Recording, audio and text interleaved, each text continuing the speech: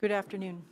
I'd like to call to order the City Council meeting of Monday, January 4th, 2021. Please rise for a prayer by Councilman Josh Wye. Heavenly Father, we come to you today asking for your guidance, wisdom, and support as we begin this meeting. Help us to engage in meaningful discussion, allowing us to grow closer as a group and nurture the bonds of community. Fill us with your grace, O Lord, as we make decisions that affect our community, and continue to remind us that all that we do here today, all that we accomplish, is for the pursuit of the truth, for the greater glory of you, and for the service of humanity. We ask these things in your name. Amen. Thank you, Josh. Join me in the Pledge of Allegiance. I pledge allegiance to the flag of the United States of America and to the republic for which it stands, one nation, under God, indivisible, with liberty and justice for all. All right, roll call, please. Albertson? Here. Bueller? Here. Hoyer? Here. Pauline? Here. Lallam? Here. Manti? Here. Rademski? Here. Roby? Here. Vilhauer? Here. Y? Present. Thank you. Thank you. Next item on the agenda is approval of the consent agenda. A motion by Rademski. Oh, Councilman. I have to recuse myself from the consent agenda because of item 5E. Okay, thank you. I have a second by Councilman Lallam. Mayor? Councilman Vilhauer? And I want to recuse myself from B, C, and D of the consent agenda. Okay, thank you. Any other discussion?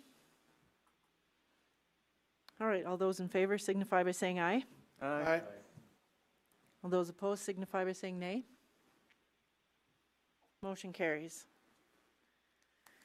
Item 6 is next. That's the public comment period, and that's the time set aside for anyone who would like to make a public comment to step forward and do so, whether in person or online.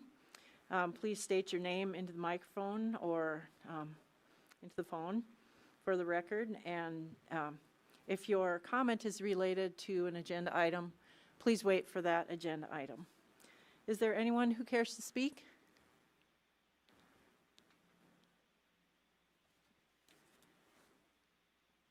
Seeing none, we will move on.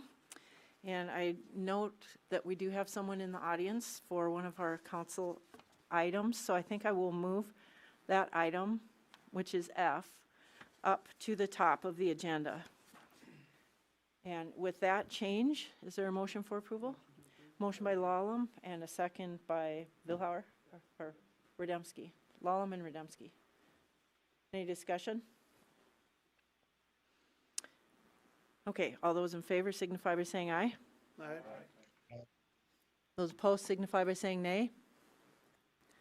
Motion carries. Okay, the first item we will discuss is F, approval of a building permit for Workus Opportunity Properties, LLC, for the exterior reconstruction of 9, 11, and 13 South Broadway, pursuant to SDCL 1-19A-11.11, and based upon the City Council's written determination that considering all relevant factors, there is no feasible and prudent alternative to the proposed project, and the proposed project includes all possible planning to minimize harm to the historic district property as identified in the case report. Motion to approve. I have a motion by Lallam and a second by Vilhauer. Okay, and I will ask the Public Works Director, Heath Von Eye, to explain this to us. Yes, thank you for that introduction there, Mayor. You able to hear me okay in the room? Just fine. Okay. I will try to share my screen here. There's quite a bit of information we could talk through on this subject, and I want to try to make this as packaged as I can regarding the details of the circumstances on why the council would be entertaining a building permit. essentially where this starts off is that we have an established historic district here in Watertown, and that's the screen I'm sharing right now that shows a map of the downtown historic district. That was established back in the 1980s, I believe the mid to late 80s. We have the nomination to the National Park Service that this district gets registered onto in our files, and I've reviewed that and have been in contact with SHPO as well regarding this particular project. But I just wanted to provide some context here that part of this program, it seems there's been some confusion along the lines of the city's role in this and staff's role in it. And I just wanted to emphasize that it's strictly staff's role to help facilitate this review process, to help the community ensure that it's meeting the requirements of its involvement in having a historic district. And that's exactly what staff's helped to do here in facilitating the particular project at hand that we'll talk about tonight.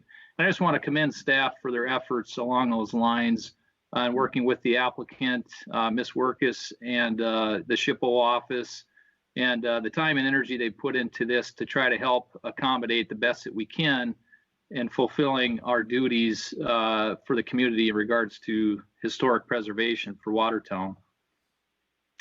So with that, once an application is received for a remodel or a renovation or a reconstruct within this boundary, it is the city's responsibility to then forward that application to SHPO, the State Historic Preservation Office. And they then review it to look through it for a whole litany of things and see how the project fits into the historic district. Once they're done with that review, they can do a couple things. They can request more information from the city and the applicant. And that's exactly what they did in this case. That information comes through the form of a case report. And I'll pull up a flow chart here because that's essentially what I'm talking through is this process. The state statute actually outlines this process for us as referenced on this form here. And once the permit's been submitted to SHPO, they can request a case report, and that's the step in the process I was at in my summary. That case report information then that the city and the applicant together assemble and submit back to SHPO, then again gets reviewed. And SHPO then makes any final comments to the city. And those comments can vary. They could find that the project does not damage or destroy or encroach upon historic property, or they could find that they feel that it will damage, destroy, or encroach upon historic property. Now, in this case, this is the finding that they made. It is their determination that the project will damage, destroy, or encroach upon historic property. So that's then what puts the next decision into the council's hands and why this action is before the council tonight. And I'll just read this here, this section of this flow chart. If SHPO determines the project will damage, destroy, or encroach upon historic property, the city cannot issue the permit until it has made written determination based upon the consideration of all relevant factors, that there are no feasible and prudent alternatives, and that the program includes all possible planning to minimize harm to the historic property resulting from such a case or project or use. And so essentially the council is tasked with just that tonight. SHPO's letter, let me pull that up because it provides some good detailed information that I think is relevant for the council's consideration. This is their last response they sent to us on December 30th. This is channeled through Stacy Bungard, our community development manager. And in a nutshell, I wanted to touch on these points here briefly for the council's consideration. It is in the opinion of SHPO that this project will encroach upon historic property and that alternatives to this project have not been adequately considered and should be further explored.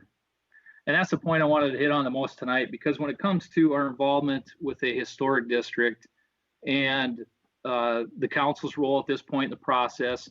The decision you make tonight could have implications if it's not substantiated to say that we have indeed, the city staff and the applicant in particular has indeed exhausted all feasible and prudent options for this project. They've considered ways to help preserve the historic integrity of the site and not negatively impact the other adjacent properties within the historic district. That's really what an action to approve this permit tonight should be substantiating according to the rules and regulations for having an historic district. Now, the council has that latitude to make the decision to issue this permit and make findings as to why we are issuing it. And I believe we've got a couple talking points, and I believe the applicants in the room tonight, maybe they could speak to that as well. But SHPO's stance was that they didn't feel that alternatives to this project have not been adequately considered and should be explored further. So we can talk in more detail what some of those considerations and alternatives could be as we discuss this with the council tonight and as questions come up. But that's generally where we're at. And let's see, in a nutshell, that's the summary I wanted to provide with the council. Now, the determination tonight, whether we issue this permit or not as it stands, what are some of the implications you might ask and wonder? I wanted to touch on those briefly as shared by SHPO. As the district continues to become what they would call compromised by having contributing buildings that add a historic value to that district, as those contributing buildings continue to be compromised, what that can do is down the road, it could minimize the footprint of the district, for example, or at some point compromise neighboring properties' ability to be part of that historic district and receive some of the federal funding that they can otherwise experience by being a historic property. There are three specific property funding benefits that historic properties can receive. Those include property tax credits for up to 8 years, where there's a moratorium placed on any increase in valuation or increase in property taxes due to a remodel or a renovation. So there's some property tax credits that properties can receive along those lines by being part of a district. And there's also a federal tax incentive on commercial properties where a 20% tax credit is available when the project meets all the specific criteria for historic preservation. And then the third item is it's a more local or statewide, I would call it, financial benefit called the Deadwood Grant, that there's money allocated by the state SHPO office for an average of about $12,000 to $14,000 per project that historic properties can receive. So those are three financial benefits that the properties within this district can leverage and take advantage of and have use for them, and have had the ability to utilize since those funding options have been put in place. So with all that being said, I've got, of course, city attorneys online with us today. Stacy Bungard, who's been working closely with this case, is online as well. And I'd like to also note, I don't know if Brandy's online with us or not, but our urban planner, Brandy, has also been a significant amount of help with Stacy in facilitating these discussions. And we'll all stand by for questions and discussion. All right, thank you.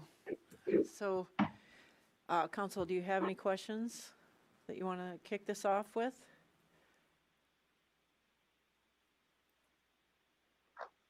Councilman Vilhauer? Heath or Matt, as I understand it, that we as a council still have the ultimate decision as far as granting this permit. There may be some implications, but we still have the ultimate authority to grant this permit if we see fit, correct? Yes, that is correct, Councilman Vilhauer. And Matt, maybe you want to expand on that a little bit. I would say that your action, according to the statute and how it's laid out, we are supposed to, if you were to vote for this and it were to pass, we are supposed to then identify how the the feasible and prudent alternatives were exhausted. So I do want to make that known, that that is a requirement of the statute. And I don't know if you want to elaborate on that, Matt. Thanks, Heath. I was going to emphasize the same thing you just did. Yes, it is the council's authority to issue the permit after the statutory requirements have been met. And according to the recent report from SHPO, they do not believe that feasible and prudent alternatives have been explored. Now, again, the council has the ultimate authority, but there is some risk that if the statute has not been complied with, that there's more chance for liability down the road. Okay, understood. Thanks, guys. I guess my next question is, I'm looking at you, Chris, back there in the gallery. Maybe you're not the right person to ask this of, but how beneficial are the things that we are at risk of losing if we compromise our district, or whatever terminology you want to use? How significant have those benefits been in recent years? Thanks, Glenn. So as I read through the letter, which I was copied on as well, the things listed, we already do have tax programs either through a TIF district or the 5-year no property tax if you do make improvements to your building, which have, if anything's over 30,000 or more assessed value, there already is a 5-year no tax waived on your improvements. So like in this case, this project would qualify for that since there's more than 30,000 of assessed improvements planned. So I don't see that being that big of issue. I think grants sound good on paper, and I'm not saying that they wouldn't be beneficial, but with our facade improvement program, zero interest loan, we have up to 20,000 available per project. So I think that would potentially replace a $6,000 grant. That of course takes time, and a lot of those are competitive. So you go through this process, you don't know if you'll get it. And then the third one, I don't know what the other third issue was. The 20% rehab credit. Yeah, potentially, but still, I'd like to, if you haven't had a chance to watch the Board of Adjustment meeting, I'd like to just bring everybody up to speed on how we're here, why Mindy's here, what we have going on. So, some would ask, what's the dog in the fight for the development company? Obviously, as you know, and as a city, as charrettes and other planning has taken place, there was an emphasis on downtown redevelopment, getting things downtown. And we've been doing a really good job at that. I think if you go back 2 years ago, when the development company started purchasing buildings on Kemp Avenue, taking the risk, remodeling, leasing them up, that's reason number one why people are afraid to get in downtown buildings, is they don't know the cost. So we started chipping away at some of this stuff. And of course, now you roll into new construction with the lofts and other things that are multi-million-dollar projects that are helping keep businesses like Mindy's downtown that employ people. And now the locals are reinvesting back into their businesses they have in the past. So this is kind of just another go around of people investing in their businesses downtown, which is what we want. The thing about the SHPO process that really makes it tough is all of these things cost time and money.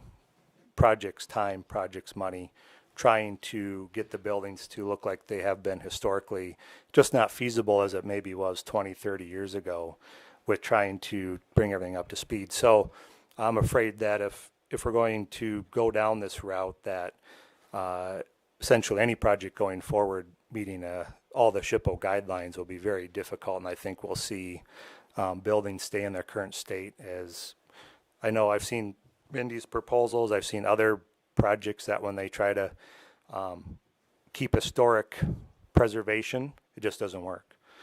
So then they walk away, and then you get with what we've had for a long time. So just want everybody to keep that in mind. And right or wrong, I think that local control is number one. I think we know what's best for our city. I think we have a good ordinance in place. Of course, there was a slight variance requested on this project. So I just want to keep that in mind, that we're working really hard on downtown. I think this would be a step back if we were to not go forward with this. So thank you. Okay, thanks, Chris. Just one, I guess probably more of a comment than a question at this point, Mayor, is that I really took exception in SHPO's letter. I'm just going to read part of it. The Watertown Commercial Historic District already contains incompatible infill in the form of the lofts apartments. I mean, that really got under my saddle. I see you're nodding to that, Chris. I mean, would they expect us to do keep a burned out hole in the ground for that? Instead we built that project, and look, we've got now. Maybe it's not historically, correct, but I'm proud of what we got there compared to the hole in the ground. Yeah, so I would, I agree with you, Glenn. I lost a lot of respect for the SHPO process with some of those comments and some of the comments I've heard in the past about that, where they show up after the building's complete and threaten to make them take it down. We're working with our state legislators on that. They all have a copy of the letter. They all thought that was pretty far overreach with their comments, and I don't know how many people in town you would get to say that was a bad deal for Watertown. So again, I think that, if anything, goes to why this is a local control issue. We all thought it was good for Watertown. I don't know if organizations and peers should be deciding what's good for our town or not. Thank you. Councilman Lallam? I read through this, Chris, and if you want to stay there for just a minute, it appears that SHPO was essentially trying to ding us for the lofts. I mean, that might have been part of their mindset behind there. I personally feel that we, as a community, know what's best, what is going to be the best return on it. We have a local business owner that is looking to invest into our downtown, purchase a couple buildings next to it, looking to expand her business and hopefully to employ more, to our downtown. As a former downtown building owner, I understand the process, how long it takes. I looked in the Deadwood grant as well. The requirements that they had, frankly, if you're a small business owner, it's unfeasible to try to come up with the money to put full wood windows and full wood doors. It is extremely expensive. And for the price of the buildings, of what their value is, it didn't make sense to put more into the renovation than what some of the buildings cost. So it does not make a lot of sense to me that we're going to sit there and say that, well, you have to go with this item because that's the historic accuracy. Now, they talked about buildings that are historical, or frankly, they're built during a historic time frame. Now, whether or not they're an actual historic building, you could argue that either way. But those buildings were not the Goss. They were not the Granite Building, the Longworth Building on the corner. Those are historical buildings. I mean, if we're really going to talk about it, they never should have tore down, the hotel where Wells Fargo is. I mean, Right. Those are the things those are historic buildings. Now, these are buildings that happen to be built during a historic time frame, but that does not mean that they're historic buildings. Right. So I guess, for me personally, I would rather have our control over it, have a chance to look over the design plans and what their plan is to go forward. Now, is Drive It, going to match the historic? No, but when you're talking about facade change and making it essentially a quarter to a third of the block look a heck of a lot better, I'm in favor of that, and I don't know that there's a lot of people that would be opposed to it. Yeah. Thanks, Adam. And a couple of things to hit on that you're kind of going down is, one of the things that we wanted to have happen with downtown was that other people would start now contributing and investing. And again, I'm not saying that people haven't. I'm just saying hopefully it spurred on another round of investment for people. So when you bring in the big projects, people are like, oh, well, this is really cool. And I think one of Mindy's first emails to me was, I really like what's happening downtown. And I know at one time potentially looking to leave downtown, then you get people like myself and other downtown folks that wanted to stay downtown. So again, we're here kind of helping that because we wanted that to happen. So I think the plan that we all wanted is now taking shape. You're seeing more reinvestment. You're seeing buildings that have been vacant become full and get fixed up. So. All right. Heath, did you want to say something else? Yeah, Mayor, thank you. I could add some context to that lofts reference. I really don't I want to take the ownership for why that's mentioned in that letter. SHPO is really all they're doing there is identifying that particular project because it was referenced in the case report as an example of another project in town similar to this one, where buildings are being renovated or remodeled and their front facade is going to look a lot different than it was. Now the loss is different because it was a full reconstruct, but that project was not reviewed by SHPO. And again, I'll take ownership of that because on my watch, there was transition in staff between building officials and our newly revamped community development manager position. And that particular project did not get sent off to SHPO. And so that's why it was after the matter that they came to us and said, hey, what happened here with the loss? And it was a big oops on our part. So I really want to take the onus in that and not blame SHPO for their comments on the loss, because really all they're doing is helping us facilitate this program that we signed up for. We signed up to be in or be part of the National Park Service Historic Property Register. And we helped define the boundary, what that included. And we as a community at one point said, we want to make sure that we preserve the historic integrity of this area of our town. And so I don't want to necessarily look at it as this is Big Brother telling us what we need to do. They are simply helping us facilitate what we signed up to have done in our community. Now, I say that realizing full well, we may want to go a different direction now. It's almost 40 years later, maybe there's an alternative direction our community feels we want to go, and that's okay. We have that authority to, within reason, approve things like this and move in a direction that maybe would look different than what SHPO would expect of us. But because we're part of this program, and I again defer to Matt, that does open us up for certain liabilities to other contributing members within this historic district. And we asked the question, who could be opposed to this? I don't know. Today maybe not many folks are, but I would just heed caution to the council at some point down the road, one of these historic property owners could raise their hand and voice question as to the decisions we made that compromised their funding abilities and their involvement and membership in the historic preservation program. And so really that's what we're trying to do as staff, is just make sure that we're making well-informed decisions and dotting all the I's, crossing all the T's as we go here. All right, thank you. Councilman Albertson? Thanks, Mayor. I appreciate what Heath has been saying about the staff doing their job, and we appreciate that. This to me is an example, though, of where the council can step in and probably use, I don't know if I want to say common sense, because maybe it isn't common sense, but I do think that this is a good option for us to help a business owner do a real cleanup job on that street. And hopefully it doesn't have real negative impact on us, but I think it makes sense to me. Thank you. Councilman Rademski? How long have we been associated with this SHPO? I think since the 90s. Does anybody, Heath, do you know, or Matt? I think Stacy might know the exact date, if you got that, Stacy. I do. Thank you, Heath, and good evening, council members. I'm looking at the original nomination form, and it was filed with the National Register on June 12th of 1989.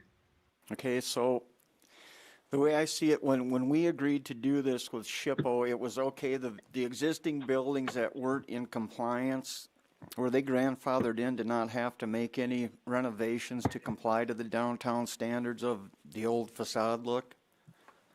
That's correct. They would have been fit into one of two categories. They would have been called contributing structures or non-contributing structures, and we still do have those two categories today. And the property located at number 9 South Broadway is considered contributing, whereas 11 and 13 are considered non-contributing resources within the district. So does SHPO contribute any money to new business owners to reinvest in a business to make it up to compliance to old facade standards? There are several programs that Heath mentioned in terms of coming in and, directly paying for projects. No, they essentially don't have the funding to do that, but there is a Deadwood Fund, and it does provide matching grant funds up to $25,000, and then also a variety of tax credits and tax moratorium.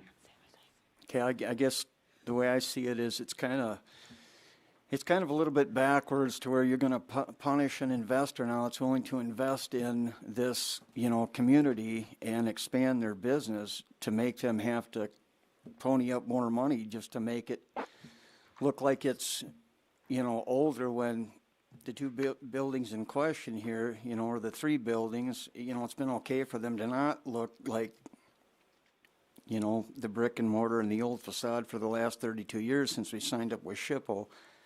I guess to me, I would be in favor of moving forward with, the developer and making it look like, the proposal the way it should be. And I've looked at the figures of what the cost to redo some of this square that were provided by the developer here, and I just don't see how there's any way they could afford to do that. And I don't know what SHPO wants for due diligence, how much she has to spend on an architect to try and comply with this. At some point in time, I think, you exhaust the vigor of the developer, and they get to the point where they're just ready to walk away from it because it's too much time, it's too much effort, and it's too much work. Thank you. Councilman Lallam? Yeah, I just want to, I have talked with members of the staff on this as well, and I do know that they are doing their due diligence as to what SHPO has asked for and what, we as a community have looked for as well. And I don't want to minimize that at all as far as what they've done, and I think that this is one of those that, once we're getting through the steps and we've identified the areas of concern from us as a community, that I think we can move forward with this and not hold up this process anymore. So. Councilman Hoyer? I guess for me, I just wanted to toss in that with the SHPO situation, it kind of feels that the day that we created the overlay district was the day that we kind of were okay with taking some of this into our own hands and governing ourselves with this. Looking at some of the discrepancy within that, there's just some minor language stuff, but realistically, the ultimate goal of that overlay district was just to have quality improvements when they happened. Selectivity in what materials were used to update these buildings when those times came. I feel that Mindy's done a good job of choosing those materials to still be respectful of that. I mean, it's along the same lines that the lofts use for their materials as well. I agree a lot with what Councilman Lallam is saying with, this isn't the medical arts building. This isn't the old post office. This isn't, the First National Bank. It's not those big iconic buildings being changed. And those are the major historic ones, I feel like, in our downtown district. I do feel that this is going the correct process, coming to a discussion with the council. I think that's important so that we can weigh in and determine if we're staying historically comfortable or if we're preserving that aesthetic that we want for our downtown. I think in this scenario, we're not taking away from anything right now by approving this. I think we're facilitating some really healthy growth for our downtown by approving this. So for me, I would sit in favor of this as well and going ahead. But Thank you, Councilman. Anyone else? Hello? Oh, yes. Could you please state your name for the record? My name is Stephanie, What's your last name? and Kemper, Okay, go ahead, Stephanie. and I guess I'm not from Watertown. I frequent Watertown a lot, and I've always loved the old downtown. And I think it would be a shame to change the facade where it is incompatible with the whole downtown district. the old buildings are a non-renewable resource, and they need to be preserved for, I don't know, the next generation. I would love to see my kids be able to appreciate that. And with the current proposal, I think that would damage the feel of the whole downtown. You're going to put a big red banner, and you just gotta, I mean, I understand the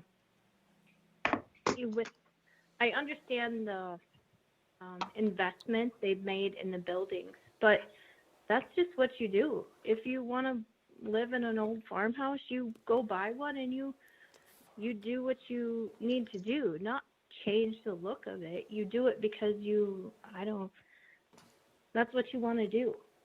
And I would hate to see that become a hideous focal point of that particular area of downtown.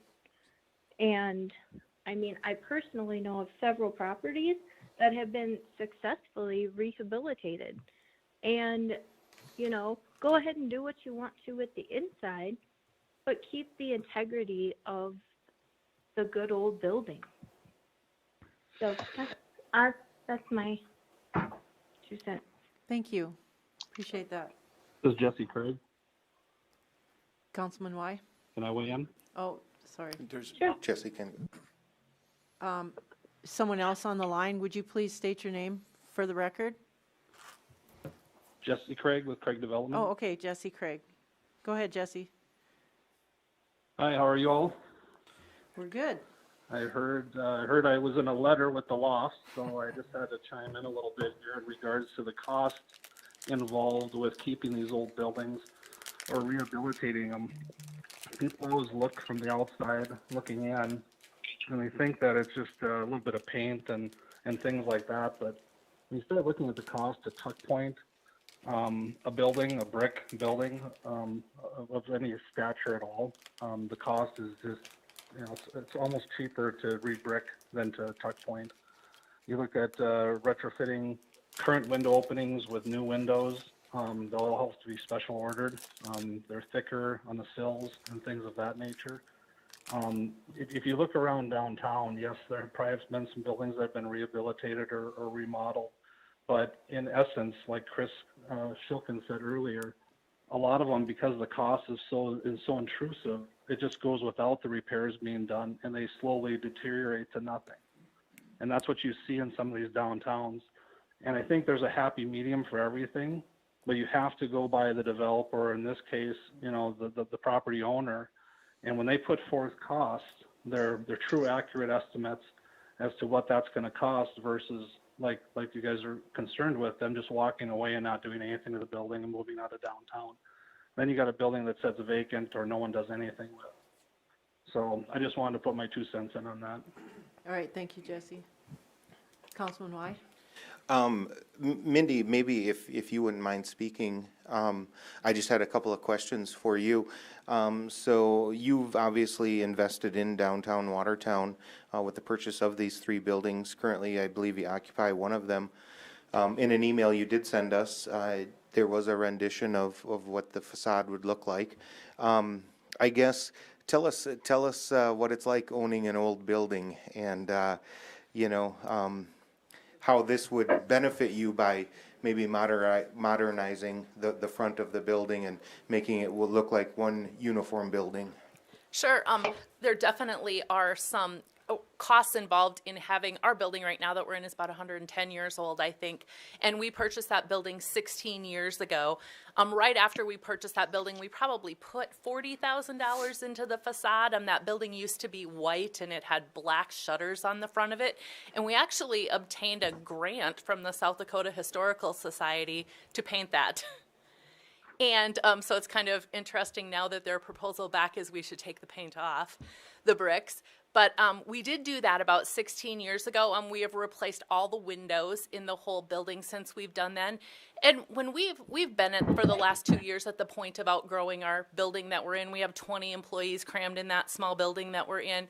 And I went to my staff and we looked at 3 different options. We looked at purchasing the Sears building by Montgomery Furniture. We looked at doing that. We looked at staying downtown. I took all the costs to, and we looked at building a brand new facility. And I took the cost to my staff, and my staff unanimously wanted to stay downtown. I had a good portion of my staff that would have liked for us to open a facility in Clear Lake and a facility in Clark and split, and I was really dead set against that of, I want to stay in Watertown. I want us to all to be together as a team. You know, if I could go back in time, I think that would have been a way better option for us to split into 3 different communities for the cost and the headache that we're going to have involved in this process. The 3 buildings that you have, Mindy, right now, if I'm looking at these pictures correctly, 2 of them maybe have some 70s style fronts on them right now. So it's not like you're taking these buildings, these magnificent historical buildings, and erasing it. It looks like there was maybe some updating in the 70s, and you'd actually be updating that? Yes, definitely. Definitely. One of the buildings, all the windows are broken in it. So like when it snows in the building. So, yeah.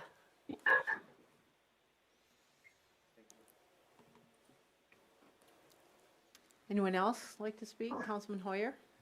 Well, and I think that's the big focal point here. I mean, the buildings that are being talked about are not buildings that were in great historical shape to start with. I mean, they've already, 2 of them are non-compliant anyway with the historical part of this. They're non-conforming. You know, and they've already got a really great set of paint on it. And like Josh is kind of getting at, it's that 70s look. It's not like if you, for instance, looking at what we have in the attachment 6, just the street view of it. I mean, we're not taking away from the Town Players building where it does have that extremely ornate brickwork going on across the top. It's not touching that. These buildings are much more simple than that. Them already having the paint on them before, I think already kind of took them out of their historic value in a lot of ways. This is giving a facelift to 3 sets of buildings that would otherwise have, you know, just stayed as they were. And I think that's just a simple truth. The Ledgers building, of course, is the best looking out of all of them, and is the one that is in that historic designation.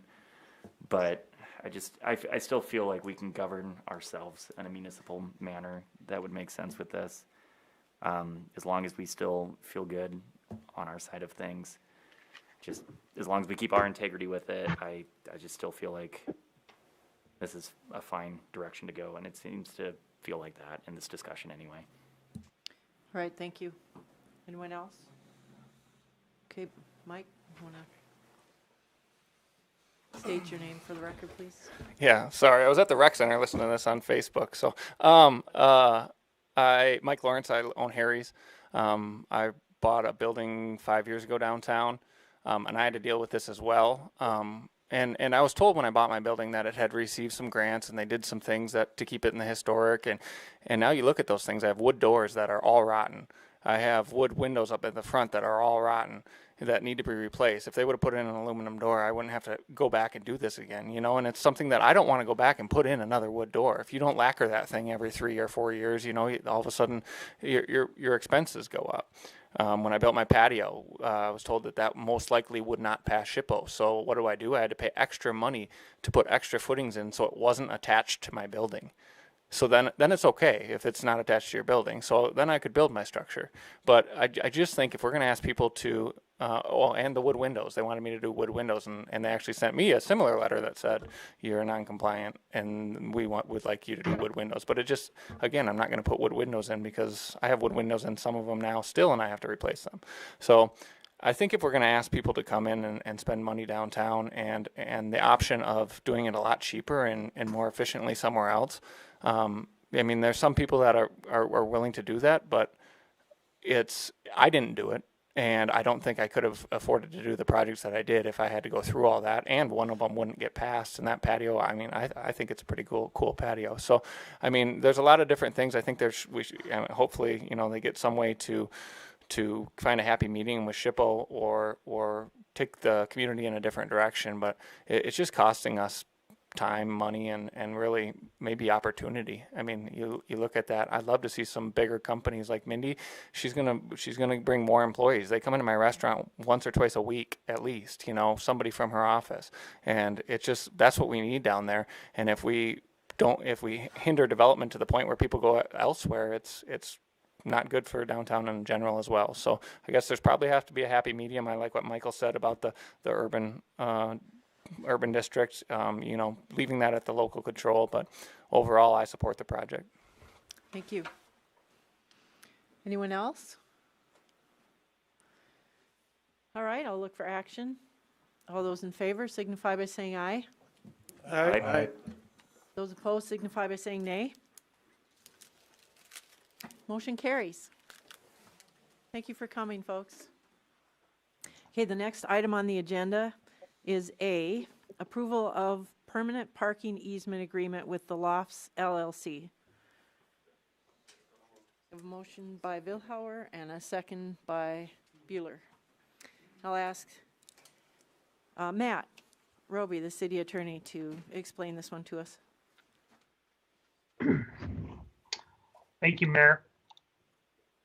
In July of 2019, the city entered into a development agreement with the Lofts LLC for the construction of the lofts downtown.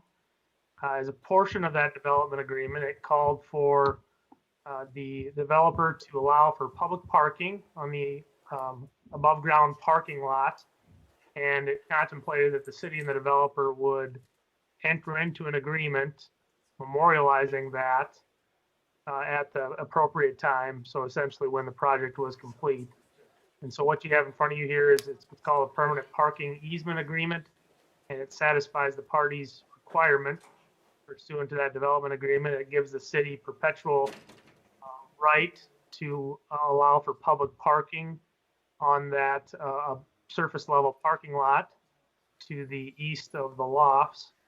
It also, of course, requires the city to perform maintenance, snow removal, and eventual repair replacement when and if that becomes necessary down the road. And it also calls out that the city would be required to perform striping and those types of things as well. So Jesse's on the line, and if you have any questions, let me know, or he's on the line to answer any questions as well. All right, thank you, Matt.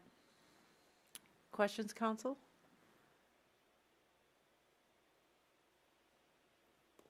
Not seeing any questions. All right, I'll look for action then. All those in favor signify by saying aye. Aye. Aye. Those opposed signify by saying nay. Motion carries. All right, item B is authorization to set the date for the 2021 Municipal Watertown School District election as June 15, 2021. A motion by Lallam and a second by Y. And if we do nothing, I think the election date comes up as April 13, so we have to take action to set this. And this will be with the school district as usual. We usually put it on the third Tuesday. Any questions? Councilman Lallam? Is this something that we have to do every 2 years? I'm just trying to remember 2 years ago if we did that. Kristen, can you answer that? Yes, Mayor, this is actually a requirement by state law that we, if we don't use the April date, then we have to establish which one we are, because there's also a June 8th date. But the city has always chosen the third Tuesday of June. So. Thanks, Kristen. Yep. Any other questions or comments? All right, all those in favor signify by saying aye. Aye. Those opposed signify by saying nay. Motion carries. Item C is approval of resolution number 21-01, classification of salaries for 2021, exempt staff, elected officials, and part-time staff. I have a motion by Lallam and a second by Roby. And Kristen, will you take this one, please? Yes, thank you, Mayor. We pass a resolution at the beginning of each year, And the first resolution we're going to cover is 2101, and this establishes the salaries for the exempt staff, the elected officials, as well as the part-time. There's really nothing, the wages are listed for each position and the grade based off of the new wage matrix. The only thing I would like to point out is on the very last page, a couple changes. With the mayor position and the reduction of the council members, we did put into here what the mayor's salary will be, as well as each alderperson salary after the June 2021 election. So that's broke out. And then the minimum wage did increase in 2021. So that was also changed to incorporate that. If there's any specific questions, I can try to answer them. All right, thank you, Kristen. Councilman Lallam? Kristen, just for clarification, that mayor's salary and the alderpersons, that's for a year. That's not for, since it says after the election. Right. That's not for half a year, correct? Right. So that's just the annual salary that's established. But of course, then we break it down into the monthly salary. Just wanted that out in the public. Yep. Thank you. Other questions or comments? Councilman Villar? Say, Kristen, just to a casual observer, can you give us what the approximate percentage increase is in general across the city without digging through all the different tables? Can you give us an approximation of what the effective salary change is for 2021? Yep, that's no problem. So with these positions, what it was with the new wage matrix, the wage study, and then what we incorporated in is that the matrix will adjust based off of what's agreed upon. And for 2021, the matrix increased by 1%. So all the starting wages went up by 1%. And then each employee received a 1 step, which is about a 2% increase in their pay. So on average, it's, it kind of varies between like a 2.9 and a 3% increase. Okay, thank you. So, yep. Anyone else? All right, all those in favor signify by saying aye. Aye. Those opposed signify by saying nay. Motion carries. Item D is approval of resolution number 21-02, classification of salaries for 2021 non-exempt staff. Have a motion by Lallam. Second. And a second by Radomski. Kristen, you want to tell us about this one, please? Yes, thank you, Mayor. The difference with this one is this actually covers the positions that are overseen by a union, and that's the AFSCME, the firefighters union, and then the Watertown Police Officers Union as well. Same thing, what this does is it establishes the position and the grade. The one thing I will note, you'll see there's a difference between some of the grades are a single digit, and then we have the 3-digit. That is because AFSCME did not go on to the new matrix. So for this time being, we're kind of between two matrix right now. There is one change that was caught before this was, or I should say after it was sent out. I want to make note that with this motion, I would appreciate if we could notate that the traffic maintenance worker under the street department, the title has actually changed to sign and signal technician, and that was not a grade 4, that is actually a grade 5 position now. But that's the only change. I can answer any questions if you have any. All right, thank you. Councilman Lallam?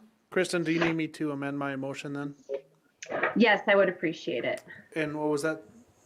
Sign and...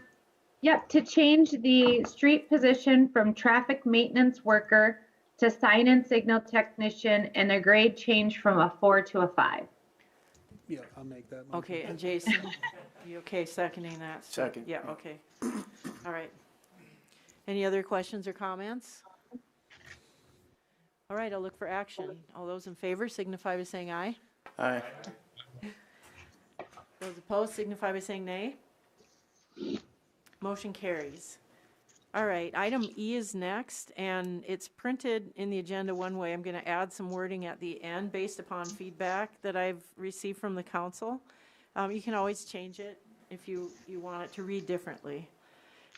Approval of resolution number 21-03, providing a one-time payroll supplement to all full-time and part-time retirement eligible city employees including anyone who worked the entire period but retired afterward.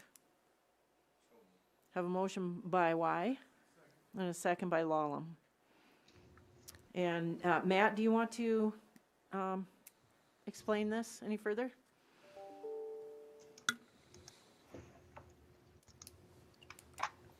Thanks, Mayor. I guess you pretty well, it's in the explanation, but the intention of this is to recognize the hard work and dedication of city employees throughout the pandemic, and the funding that's become available through the CARES Act has allowed some additional flexibility and some funding. And the resolution provides that full-time employees would receive a $1,200 payroll supplement, and part-time retirement eligible employees will receive an $800 payroll supplement. And I can maybe let Kristen clarify that last phrasing. Essentially, there's folks that work for the city that work over 20 hours a week, I believe, and are eligible for the South Dakota retirement system, and so they would be included in this payroll supplement and would receive an $800 payroll supplement. I would ask one question of the mayor, though. The wording you added said retired after the period ended. Was that your intention? After they worked the entire year and retired at the end of the year, but they worked the entire year, right up to the last day of the year. So that's, okay. And that was one option. I mean, the council can change this. There are 100 different ways you can go about this, but there were more than 5 that were in favor of that. I would amend my motion to what you just referenced in the, I included that. okay, or is that, That was in the motion because people were in Okay. agreement. so nothing needs to be changed then? Right, Okay. that's what I meant. So the retirement, we have only one employee that I'm aware of that this applies to that worked right up until including New Year's Eve. And on the first day of January is retired. And so it's not like there's a bunch of people that it makes a difference on. But if you want to add anything or change anything, that's entirely up to the council. Is there any discussion or further questions? Councilman Vilhauer? Just want to comment on a couple things. I had someone reach out to me concerned that are we giving this to all of our city employees, even those that are already making, in their opinion, a fairly high salary? I answered, yes, we are, but then I also circled back to a school board member and also a county commissioner, and we're following pretty well the same procedure that they have followed for the school employees. In other words, superintendent, principals have been included. In the county side, again, the department heads are included, sheriff's department, et cetera. So we're being consistent with what our counterparts in the school and the county are. But I do want to also clarify that none of us as city council members are receiving any part of this. Councilman Lallam? I just wanted to point out, this is hopefully just a token of appreciation from us as the council, for the employees that have worked through this obviously trying year. It is not a end all be all, greatest thing ever, but at least it shows that we appreciate their, hard work, from the street guys to the park guys that are out there constantly, and working through, probably a really trying time for them and their families, and hopefully this is just a token of appreciation from us. Right, thank you. I'm sure they will appreciate it greatly. And I have appreciated all that everyone put up with throughout the year, like people doing jobs they're not used to doing, and having to take on different roles, and when people were isolated, having to do more than one job just to keep things going, and we've kept the city going But you haven't seen a stop in any of the services. We've continued them, and sometimes that was really hard to do. Very stressful for the employees, so I'm sure they appreciate that very much. Anyone else? All right, I'll look for action. All those in favor signify by saying aye. Aye. Those opposed signify by saying nay. Motion carries. Okay, item G is authorization for the mayor to sign addendum number 1 to the contract with TSP Inc. for design of renovation of City Hall project number 2035. And the authorization would be for me to sign the contract addendum, which I don't have yet, but the parameters are set forth in the letter from TSP, which is included in the packet. So is there a motion? Have a motion by Vilhauer. A second by Rademski. And then if you can see in your packet, the full scope fee is $183,212. There's a FF&E for furniture and whatnot, which is an additional $19,800. And we've already paid the conceptual design fee or authorized payment for that. So the amendment is an additional $188,012. And I know that Tad Holt from TSP is online in case anybody has any questions for him. Are there any questions or comments from the council? Yes. Really, it's, I mean, these numbers can or will obviously change or fluctuate as we get into this project. It's more so the percentage that we are looking at acting on Yes, tonight. Is that absolutely. a fair statement? Absolutely. That is, yes. And the fee, 7.875%, doesn't include the FF&E fee, but that's a very reasonable fee. It's very standard. It's not outrageous at all. Councilman Roby? You just kind of answered my question, but the fee is standard. What do we typically see for a range in fees like this? Up to 9 or 10, sometimes even 15, depending on percent of what kind of work is being done. You know, sometimes you'll see down to a 6. I don't think I've ever seen anything lower than 6. This is right in the ballpark. Councilman Bueller? Thank you, Mayor. I think, that if I'm not mistaken, I think the wellness center, we were, I want to say that was in that 6.5% area, you know, and I guess looking at this, I don't see that percentage as being too out of line. I think it varies with the specialty, like if you get into when we looked at the jail and that kind of stuff with the county, that was substantially higher because of all the intricacies that go into designing and building that security into those systems. But to me, that doesn't seem totally out of line. Of course, it's always a little higher than I think it should be.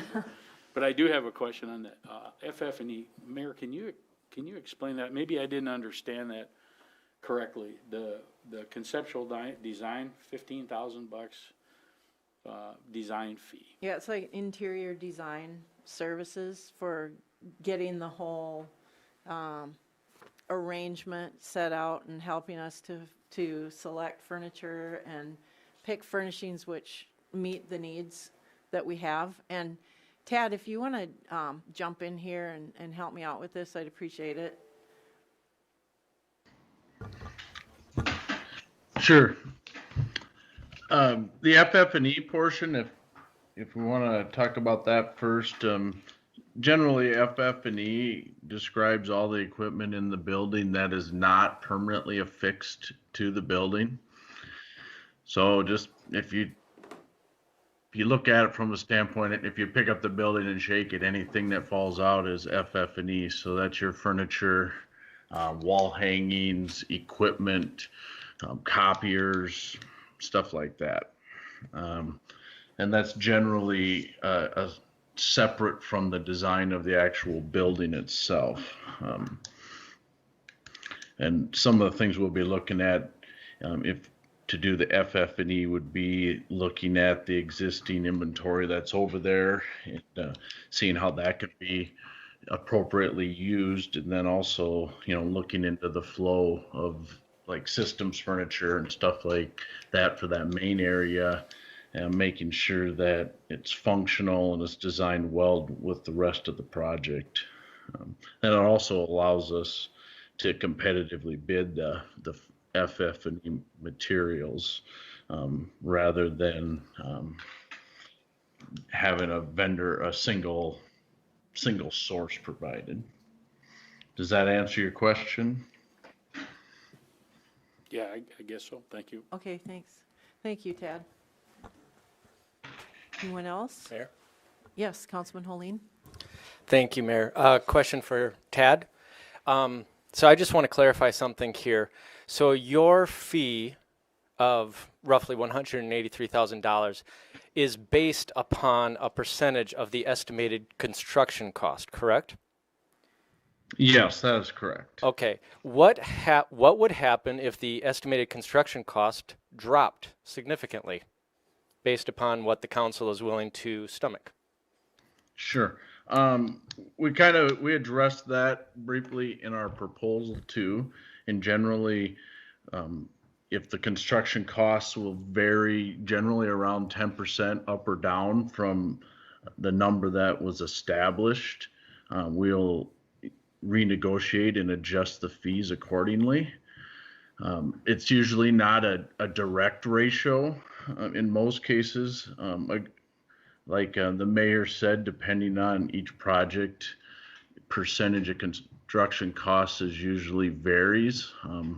One of the things that varies a lot is size of the project. The bigger the project, usually the smaller your percentage as it goes down, as the cost goes up, because there's certain items that are redundant that you don't need to do in the design world as it gets bigger.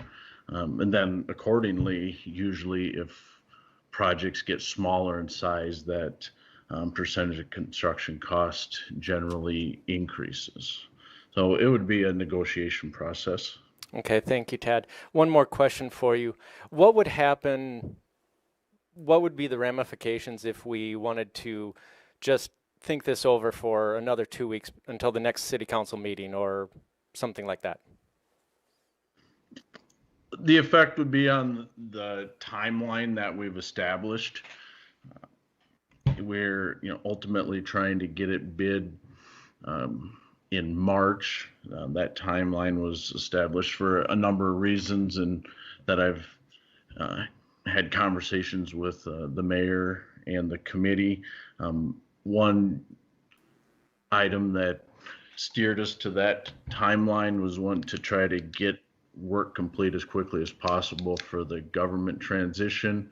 But then also another item is generally March is a good bidding environment to try to get competitive bids. But by pushing it, it would probably push our schedule accordingly. So it's really a self-imposed deadline. I'm sorry, I couldn't understand that. Is that really just a self-imposed deadline? That was correct. That's Or our design. deadline. Yeah, they're trying to honor it Okay. for us. Well, I'll have some comments, but I want to keep it open for council people to have questions. But I would reserve the right to comment. Okay, Councilman Lallam. Tad, on that, the FF&E, what do we have a rough cost on that? For the FF&E costs for the final project, Yeah, well, we have the breakdown for the fee on that. Is that 7% of the total cost?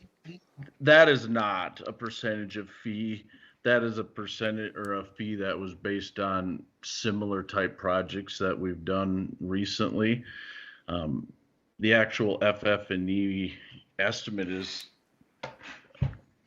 tough to pin down right now, especially on this project, since a number of items were left in the building by Wells Fargo. And honestly, I don't know if we have a a clear inventory of exactly what they're leaving or not. Okay, thank you.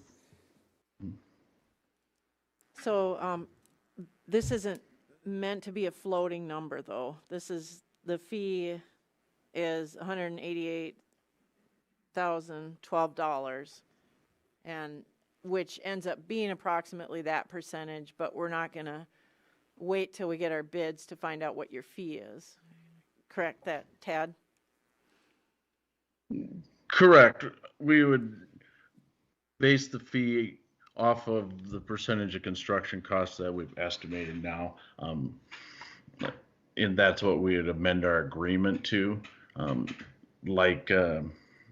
What I believe it was Councilman Helene said, I mean, if there was a major shift in what is being constructed and it has a big impact on the construction costs, then we would look at amending it again, you know, to make that fee fall in line. Right. Okay, Councilman Albertson? Thank you, Mayor. This is a question for Kristen. Would you remind me again, Kristen, you know, the scope of this in my mind was, you know, before last Monday that 1.3 million and we were going to move City Hall across into the new bank and we were going to have work, you know. Now all of a sudden I'm hearing, you know, there are all sorts of numbers. I mean, going from $500,000 to 2.2 or 3 or $4 or $5 million. Where will this money to pay for the Wells Fargo Bank come from? Thank you. Okay, so yeah, the numbers have kind of went all over. The current plan is to use the cash that is in the Capital Projects Fund, Fund 504 right now, to cover not only the purchase as well as any of the remodeling. That's kind of what's been kind of discussed, earmarked. There also is the potential, as we see the airport terminal project get bid for the second part of it.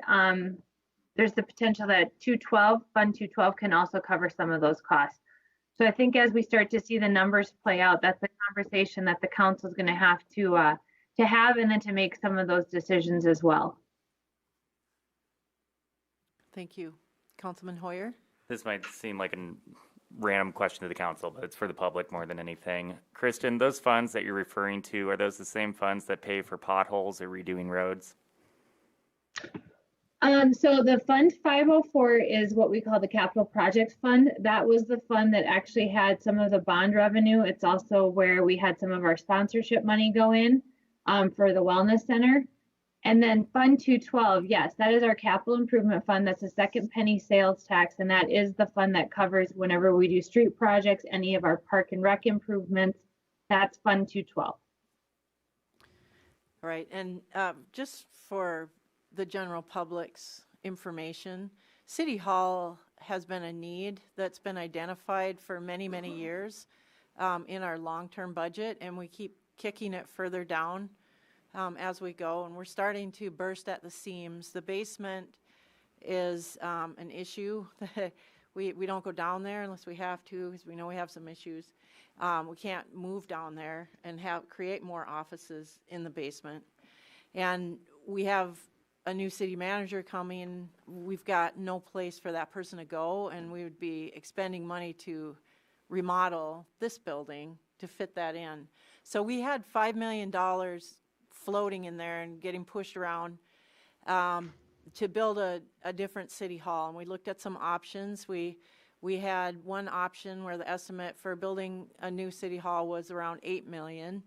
And the $5 million was not money that was reserved for City Hall, but it was in the long-term budget. And you can see that, just like most of our projects, we estimate the cost of them. We estimate the year we're going to build them. We kind of put them in there and then plan accordingly. So this is falling within that range. We think it would. And so possibly even save us some money not having to build brand new. Might cost us several more $1 million. So if we had to, we could bond for this. we might not have to, is what I'm hearing Kristen say. So, any other questions? Councilman Albertson? Thanks, Mayor. Kristen, 504. Is that the money that, one of my questions coming up in later is going to be about the hockey rink. So my question is, the mayor just said we have $5 million floating around.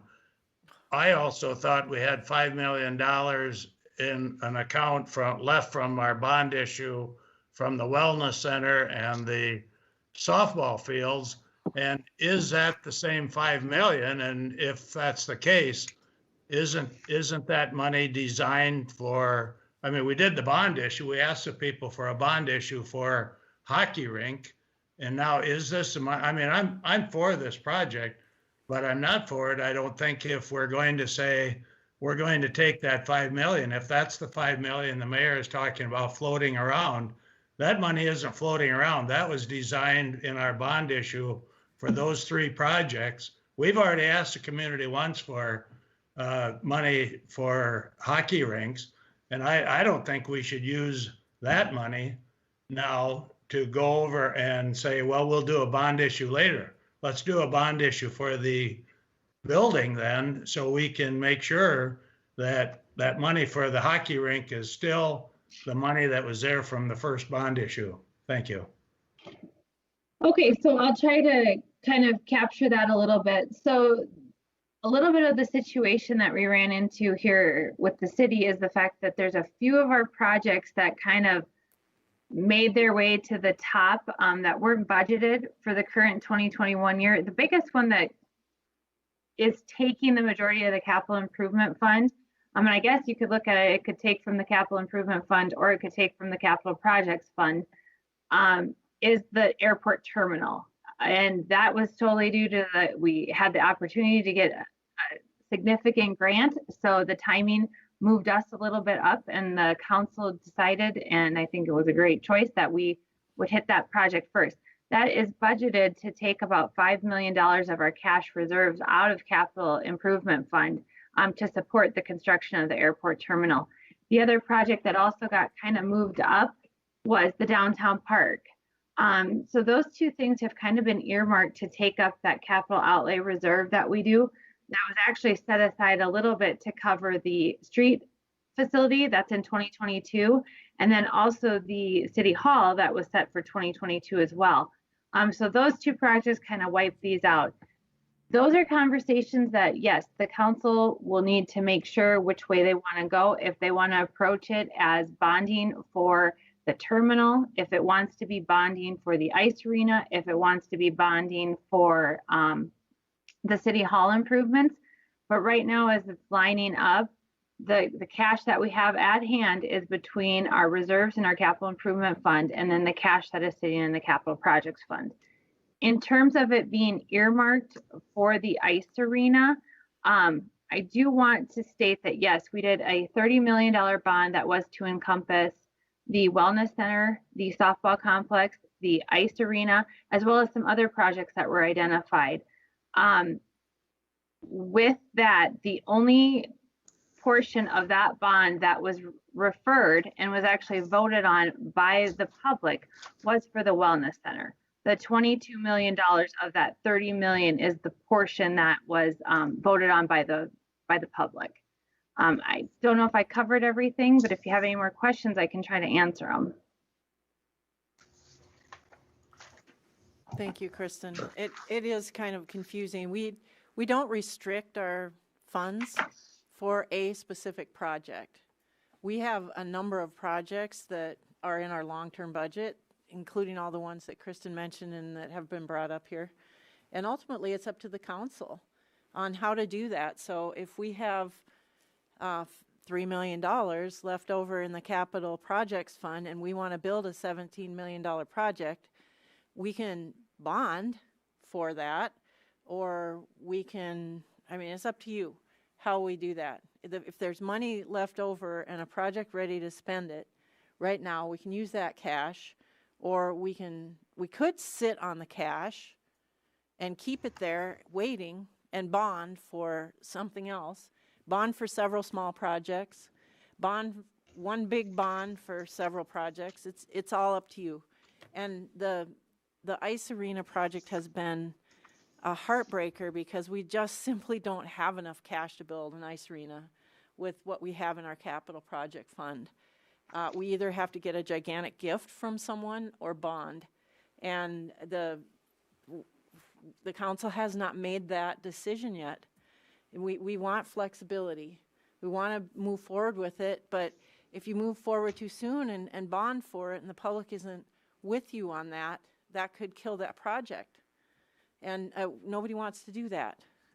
So it's all a matter, I mean, we can bond now with money in the bank, bond for 1 point whatever million that we need to build the extra amount for the new city hall, or, you know, it's up to you. So the project right now that we're looking at is City Hall. That's not a new project. It's been in the works for a long time. We've been making do with the City Hall that we have, knowing it wasn't going to last forever, and sooner or later we're going to have to move forward with the City Hall. So a number of things happening. This seemed like the right time, and we bought the land with the bank on it, figuring we could remodel for significant savings over building a brand new building. And I believe that's true. So questions, Councilman Roby? Just to pick up on Dan's comments, I think the concern I hear is that if we use the capital project fund, which most people believe was intended for 3 projects, whether that's how it went in writing, I think the general public perception is it was for the softball field, the wellness facility, and the ice facility. So if we know we can't build a ice facility without some big benefactor, some big naming rights deal happening. But if and when that comes in, I think the feeling is if we spent the capital projects fund, then ice is off because we spent the money that was earmarked for ice. I think that's the public perception. All right, now I don't think that's the truth. I mean, it's up to the council on how we move forward with that, and the council hasn't been ready to move forward. Councilman Holleen?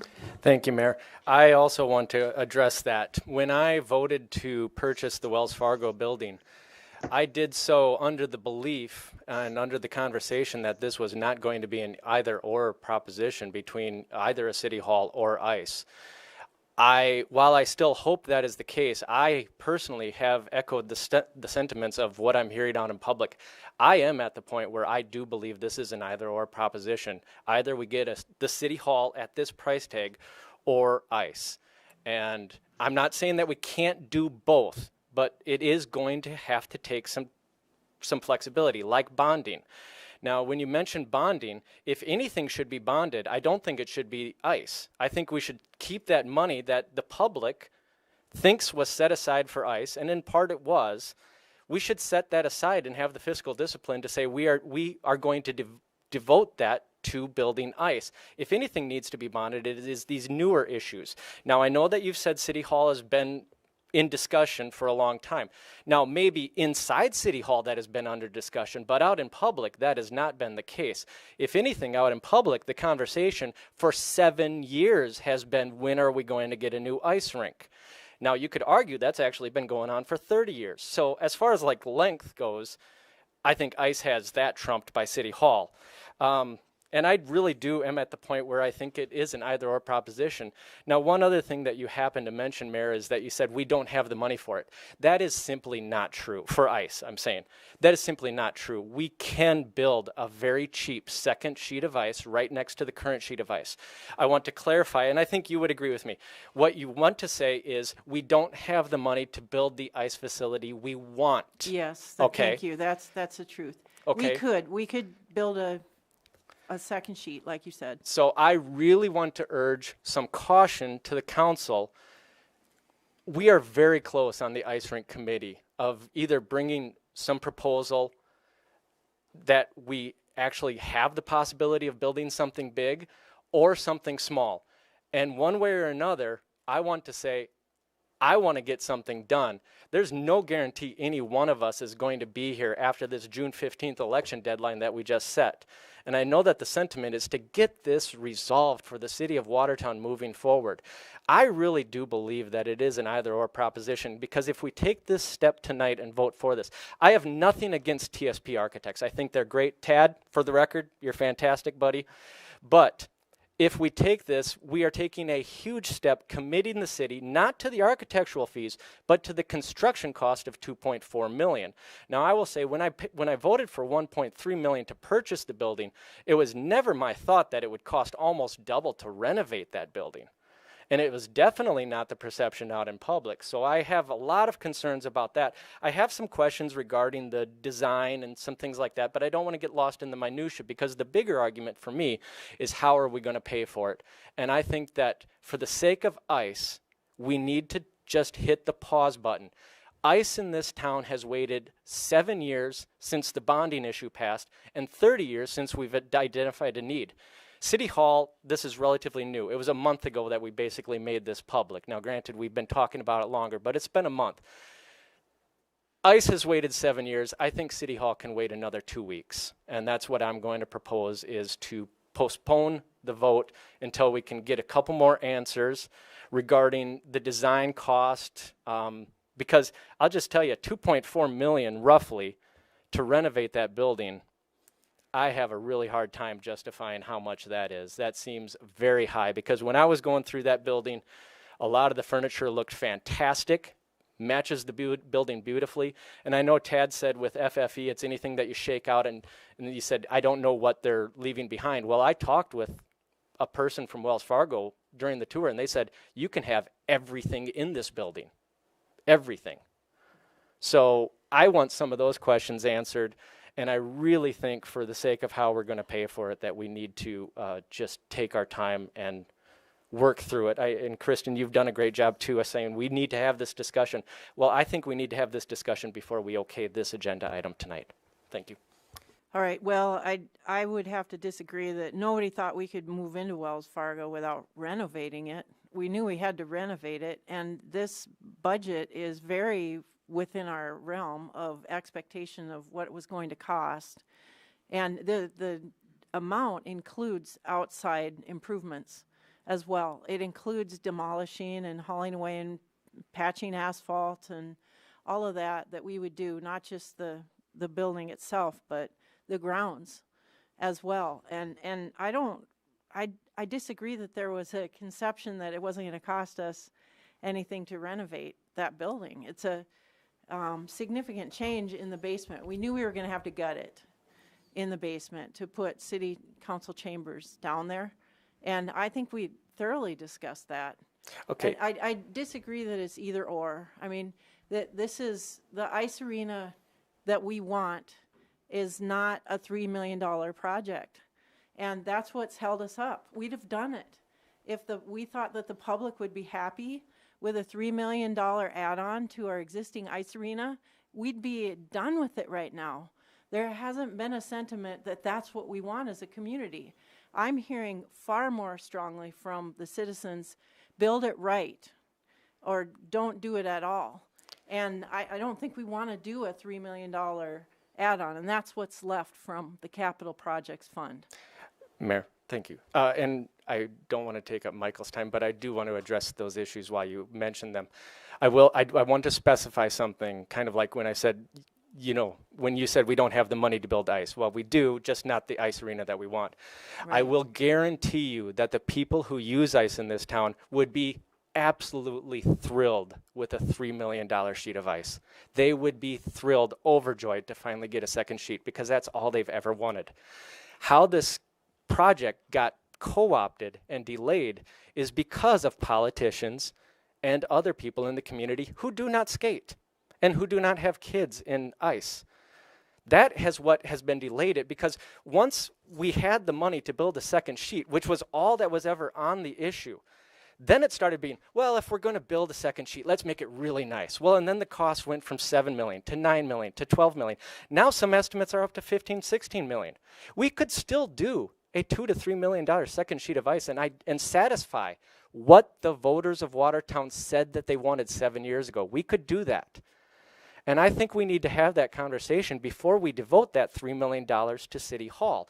That's what I'm saying. So I think we need to at least have the conversation of how we're going to pay for this, because, and part of that does involve ICE. So if we have to bond for City Hall, let's bond it. Let's have the guts to say, look, we don't have the money for all of our projects, so let's start the conversation that Kristen has said, and we all agree with, that we need to have this conversation. So let's have it. We know that we need to bond, so let's start by bonding City Hall. That's Okay. what I would say. Yep, and that's probably more palatable. I don't disagree with that. Councilman Hoyer? No, we're good. Anyone else? Mayor, if I could. Councilman Bueller? Reed, I just want to say I was involved with the ice arena stuff clear back at the beginning of Steve Thorson's term and possibly before that. I don't remember back that far. But, when we first looked at this thing, we bonded a quality of life bond. And definitely we said that we wanted an ice arena. That was a part of that triad. It was to have that ice arena. We did the softball fields, obviously the wellness center. But at that time, we need to remember, too, that we were looking at maybe $9 or $10 million. And from the onset, the idea was, when it first came to fruition, it was, let's look at an additional sheet of ice added to the old structure. And we studied that, we looked at that, and it was decided that the exterior wall would not support correctly for an additional sheet right onto that building. And we also, I can't remember back when it wasn't going to be 2 sheets. But to renovate all the AC systems, the ice, the cooling systems, all of that, we felt it would be, we've had more than one architecture firm tell us that we'd be better off replacing, or building, I should say, a new facility versus trying to renovate the current one and add to that. But there's been, the inflation rate's just been phenomenal, I think, to get this thing to where we wanted it back, say, 8-10 years ago. We're probably double that, I would guess, for the same thing that we wanted to have back then. What's happened here is, and I'm on the steering committee for this, and I will agree with you, Reed, I think we need a little more time. I need a little more time to digest some of these numbers and get some more facts. And I'm just going to branch off for a quick second here, if I could. We look at, there's some major issues that I don't think anybody anticipated when we looked at this building to purchase. And one of those is the HVAC system. That's going to be a big chunk of money. The sprinkler system, whether or not, we still don't know if for sure we have to do that. It's easy to say yes to all of these things that we want to have for that facility, but it's been sort of a gift horse. This thing, the timing's probably not great, but we've been looking for City Hall. We've been looking at designs and costs for quite some time to build a City Hall. We need it. I truly believe we need that, and it just so happens that this opportunity dropped in our lap. And it's going to be a way less expensive option. How we pay for it, if we have to bond again, we can do that anytime we want. If we need it, if it's just we're going to take it out of these coffers versus these, fine. I think that's okay. But I would agree that I think we need a little bit more time to digest some of these numbers, ask some more questions, and I certainly will be interested in some of that myself, and I believe Glenn would also. So I guess I would question the idea of having a single sheet of ice. I think the public would like to see a 2 or even a mini sheet that's attached to a new facility. We have the property, and when we purchased when the city built the softball complex, I know for a fact in the plan it was to the north of the complex to be able to position that there with the current parking lot already in place. So just a couple of points. Thanks. Thank you. Councilman Hoyer? I guess a question I would ask, looking at the TSP letter that we have, I know it says in it for the full scope option, we get the estimated cost. Just giving us, do we have an example of what the other scopes were? Yes, the full scope means complete new HVAC, and Wells Fargo did a good job of maintaining the HVAC. It has lived longer than you would expect an HVAC system to live, and it still works.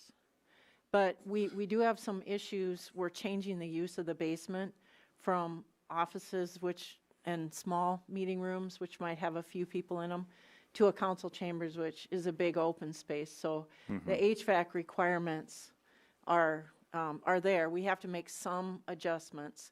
And so the full scope means we don't just add on to it, to the existing HVAC, and kind of jerry-rig it to make it work with some modification. We take it out and we get all new everything. Sure, and I guess this ties into it. Just, I don't know if there's an incremental way we can do this, but then that kind of feels like we're going back to not doing it right the first time. But Right, well, and that's the fear is that, okay, so you think you can make it last another 5 years, and then, oops, it doesn't last another 5 years, and you got to tear up your brand-new ceilings to put in something else. Councilman Bueller? Thank you, Mayor. You know, for all the years I've been involved with city government, one of the things that I've heard over and over and over is are people telling me that it's beyond its life. You need to replace this. Every time we do anything, we hear that. And in a lot of cases, that's probably true. But if I got an AC system that's in that facility that's working, it's been maintained well, I can still get parts for it, I would say let's use that system, that part of this system, the air conditioning I'm talking about, not the heating. I do believe, from the questions that I worked with their engineer, that the heating portion of that, because we can't get parts, it's antiquated, and it would be probably less expensive over in the long run for somebody to use a natural gas heating type of a unit to take care of that facility. But there's things that sprinkler system, you know, right away we just say yes to everything. It seems like, you know, let's look at that sprinkler system. If the density levels have to come down 10% at a given time in the lower level of that facility, then maybe we should look at not necessarily allowing accommodation of that extra 10%, so we don't have to sprinkle the building. I mean, all those things, I think we have to be really cost conscious on how we move forward and not just agree to everything that the architects are telling us that we have to do. We have to question some of those things. And frankly, I'm not satisfied with all the answers to those questions right now.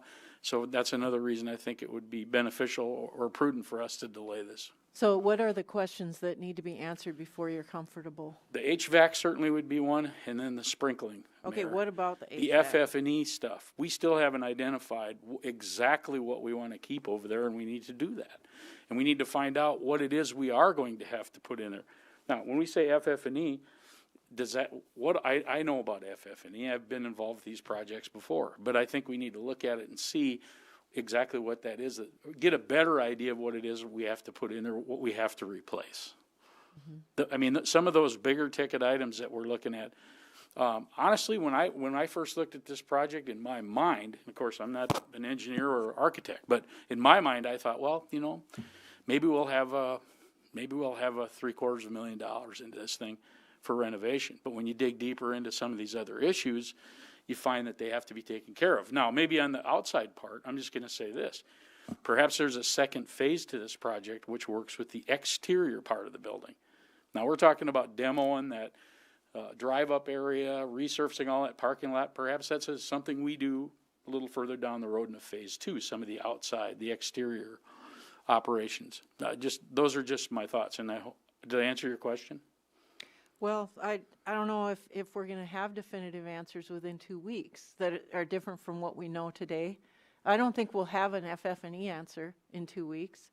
And the HVAC system, they've done their investigation. They've made their recommendation. I mean, it's up to the council to decide now, do we want to try and make something that's 35 years old last longer? And how much longer are you anticipating that you could get out of it? Is 10 years enough? Are you referring to the I don't, air conditioning? again, I agree with the heating system. That makes sense to me. But even if we had, I'm assuming, and Tad perhaps if he's still here can address this, if they said we don't have enough air, we can't accommodate enough air conditioning in the lower level at specific times with the densities that we will have in the basement area, I assume that the other remedy would be like a mini split system. Is that right, Tad? If you're there? Yeah, I'm still on. A lot of the issues that are coming when you talk about adding the city hall chambers in the basement is changing occupancy to an assembly space. And that just requires more outside air to be brought into the building to accommodate that. When you have, you got to accommodate it for when it's full down there. So that's one of the bigger changes that's would cause a lot of modifications to the existing system to accommodate that. And then you're also correct about, it's currently kind of a piecemeal, and they've got electrical heat in there, and they're looking at changing that to natural gas. So a lot of those issues need to be addressed either way. Then the question would be it's a little bit cheaper right now to make modifications to the existing system, but the existing system, the majority of it is original to the building. And like the mayor said, the question that has been proposed in all of our meetings is do we want to make the investment now, or do you want to go with the more efficient or less expensive costs now, and then with the potential of down the road having to make a big investment? Does that answer your question, Bruce? Yeah, thanks. Councilman Vilhauer?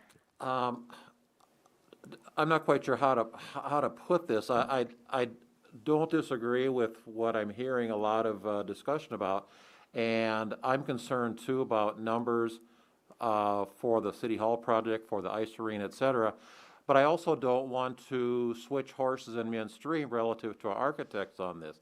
I mean, we've got a good firm engaged, and I think we need to give them some guidance as to whether or not we want to continue to work with them and work with them on an ongoing basis. I don't want to put this on hold and potentially lose our arrangement with them, and then we're back to square one relative to our design. So I guess I'm going to direct this to Tad. Do you have any suggestions from your perspective or your firm's perspective after hearing our conversation as far as how we can, what might be a happy medium that we can arrive at tonight? Sorry, Glenn, I'm not sure I really know how to approach that question. I mean, we're certainly here to help, and if there's additional input we can provide to help in the decision that the council has to make, we're definitely here to do that. Well, let me ask this, Tad. Let's say that we approve your contract or your whatever the mayor's got from your office, not necessarily the letter that we've got in front of us. Let's say that we approve that. Does that mean then that you're going to, because I know you're trying to line up meetings on Wednesday or Thursday this week with various departments to start to fine tune or start to lay out some of the office space. I mean, if we okay this tonight, does that mean you're going to go full steam ahead, assuming that all systems go on this? Whereas what you're hearing from us tonight is we're not quite ready to commit to dollars or where we're going to get those dollars from. Yeah, that's correct. We can move, if approved tonight, we can, continue on our schedule, starting with our user group meetings starting Wednesdays. We're trying to get lined up, or we can slow it down a little bit and let you guys, make your determination as you feel fit. How long would you say slow it down? How long are we talking from your perspective? I mean, 2 weeks. I mean, let's say we get together in 2 weeks again, and we still haven't resolved a lot of our concerns or questions, and so we ask for another 2 weeks. I mean, at some point, you folks are going to say the heck with you, and you're going to move on and not want to work with us. I don't think it's going to get to that. But yeah, I mean, we'd like to keep the process moving forward. We have done some due diligence and created schedules to make sure we have our manpower available to work on this over the next 2 months. But we certainly can make adjustments as needed. So we have a situation here. We've got a city hall that isn't meeting our needs. Any way you come in, you have to come upstairs or come through back ways. There's not a good, secure system in place for the employees or for meetings. It's confusing layout. It's a remodeled warehouse, and we have issues, and we know about them. We've known about them for a long time. I don't think that changes. I mean, we're gonna have to make some investment in this building if we decide not to move forward with the renovations to the Wells Fargo building in order to have an adequate city hall. If you know, I'm not arguing that, Mayor. I mean, I think we all realize that we've got a building that we need to get out of, and we've got a great opportunity next door. Just a matter of we've got questions that we're now hearing from the public as well, as far as what our comfort level is, as far as dollars involved, and how we're going to pay for them. Well, I don't think any of us disagree that we've got to do some renovating next door and get out of this building sooner rather than later. I may be mistaken, but I think what I was hearing was that Councilman Holeen was saying this is either or, and if it's going to be one or the other, we might want to go with the ice arena instead of a new city hall, and then we'll just keep the city hall until we decide to bond for it or whatever, figure out the means of finance, which we can do with any of our projects. I'm not sure I mean, in my mind, we need a different city hall, and the most cost-effective thing for the community is what we should be seeking. What best for the least amount of money? And I think a renovation project is a much more cost-effective alternative for the public. And I didn't have any feelings that we could build a new city hall for nothing over there or next to nothing. I thought the $5 million that we had in our long-term budget, which has been published for a long time, probably longer than the ice arena has been in our long-term budget. I know people don't look at it, but it's been in there. It's really not an either or. I think that's a dangerous path to go down. We know we need a new city hall building, and we've got an architect online ready to help us move with this. And what's really the benefit in waiting 2 weeks? We're not going to know anything more. If there is, then I'm willing to wait, but I want to know clearly what more information we can provide to you so you can feel better about that decision in 2 weeks, other than just the passage of time. Councilman Holeen? Thank you, Mayor. First, I don't want to take up, this will be my third time speaking, so I don't want to speak again if someone hasn't spoken yet, but I just wanted to make clear, I personally don't think it's an either or situation, but I'm afraid it's coming to that situation. I fear it's perilously close to being at that situation if we were to take this huge step in devoting $2.3 million of money that was in a fund that, for right or wrong, the council believed and the public believed was set aside for ICE. I believe if we then spend that money, that cash, on a city hall, that it would become an either-or situation. That's what I fear. And I guarantee you that is the perception among all the ICE users in town. So I don't think it is. I think that there is a way forward, but that's where I think we need to have the conversation of, do we need to bond, and if so, for what? We've been delaying that conversation. I just want to have that conversation before we take this huge step, because I'll even grant your point that the city hall has been in conversation for a long time. But let's say if we don't move forward with the city hall at this time, what's the worst case scenario? We lose a couple months of construction. Instead of moving in late summer or early fall, we move in next spring.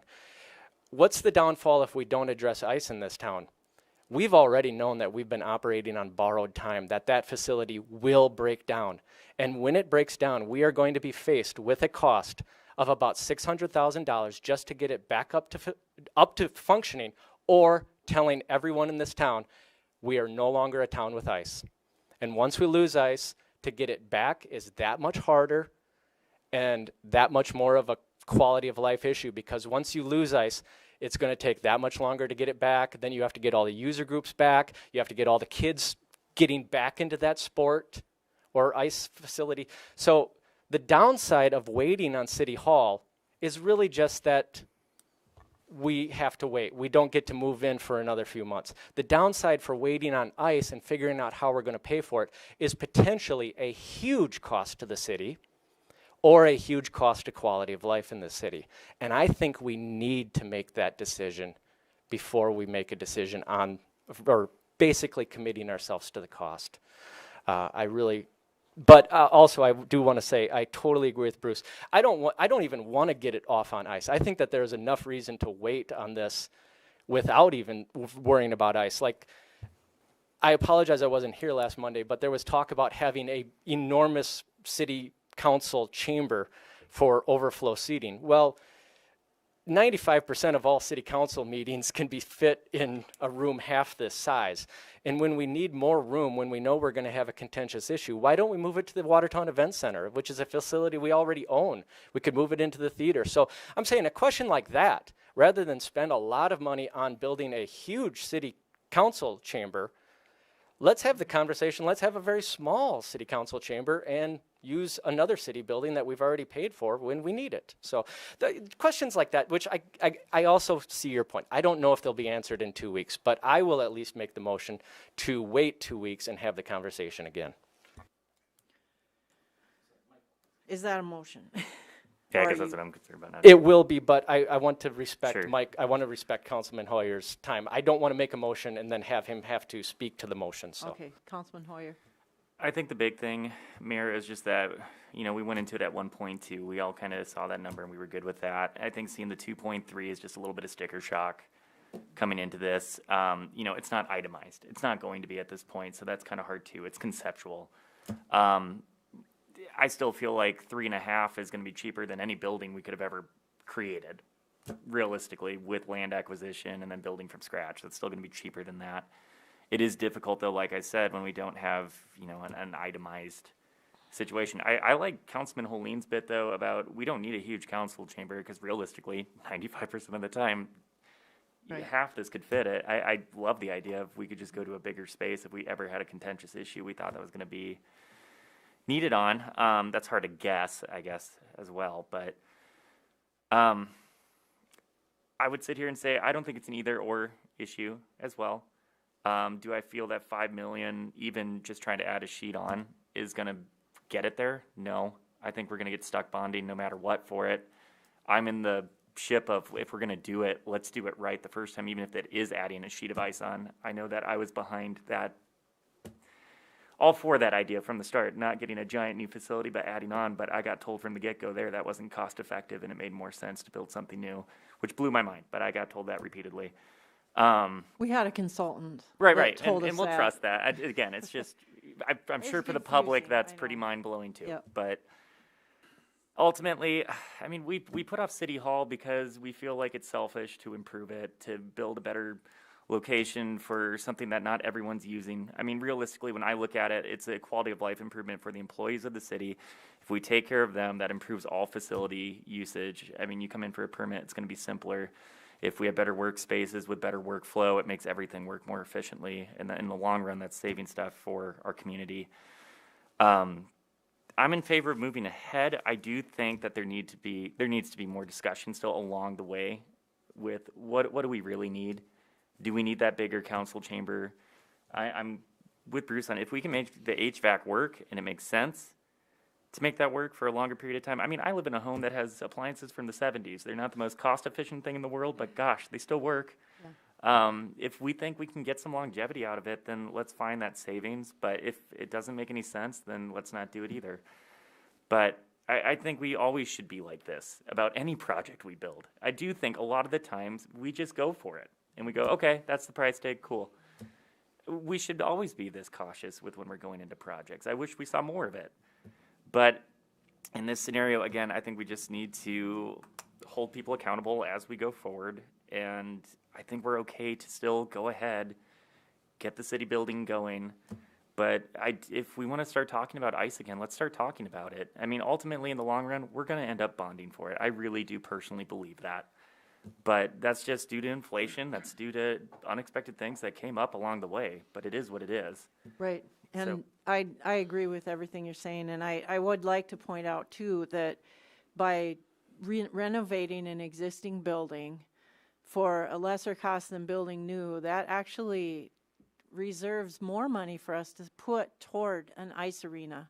It doesn't take away from that, because these are both projects that were in the books. And I see Councilman Albertson's had his hand up for a long time. So Councilman Albertson, you want to go ahead? Thank you, Mayor. Mike, I want to go back to Kristen again. Kristen, just a question. Do you have money that you continue to say would be for a rainy day, that we could say the Wells Fargo Bank is a rainy day, and so we could vote for this process to get it going? We all know that we need a new Wells Fargo building, but I would argue that Wells Fargo building came up a lot quicker than the ice sheets have come up. And, and so in your account, just tell me the truth. Do you have $3.4 million that is sitting in an account someplace that you say, man, we don't want to spend this because this is rainy day money? And if you do, is this a rainy day? Because then we wouldn't take from the money that we have set aside. And for me, ice, and of course, I've been on ice, the mayor just said it, but I've been on ice for a long time. And like the park downtown has not been on the agenda nearly as long as ice downtown has been on the agenda. And so my question is, do you have that money that you could say, oh my gosh, as a bookkeeper, I just would hate to ever come up with $3.4 million, but it's there and we can do it if the council says to do it? To that, no.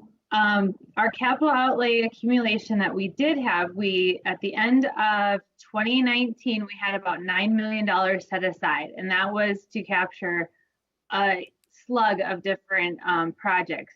With the budget that was just approved in 2021, that capital outlay accumulation actually changed.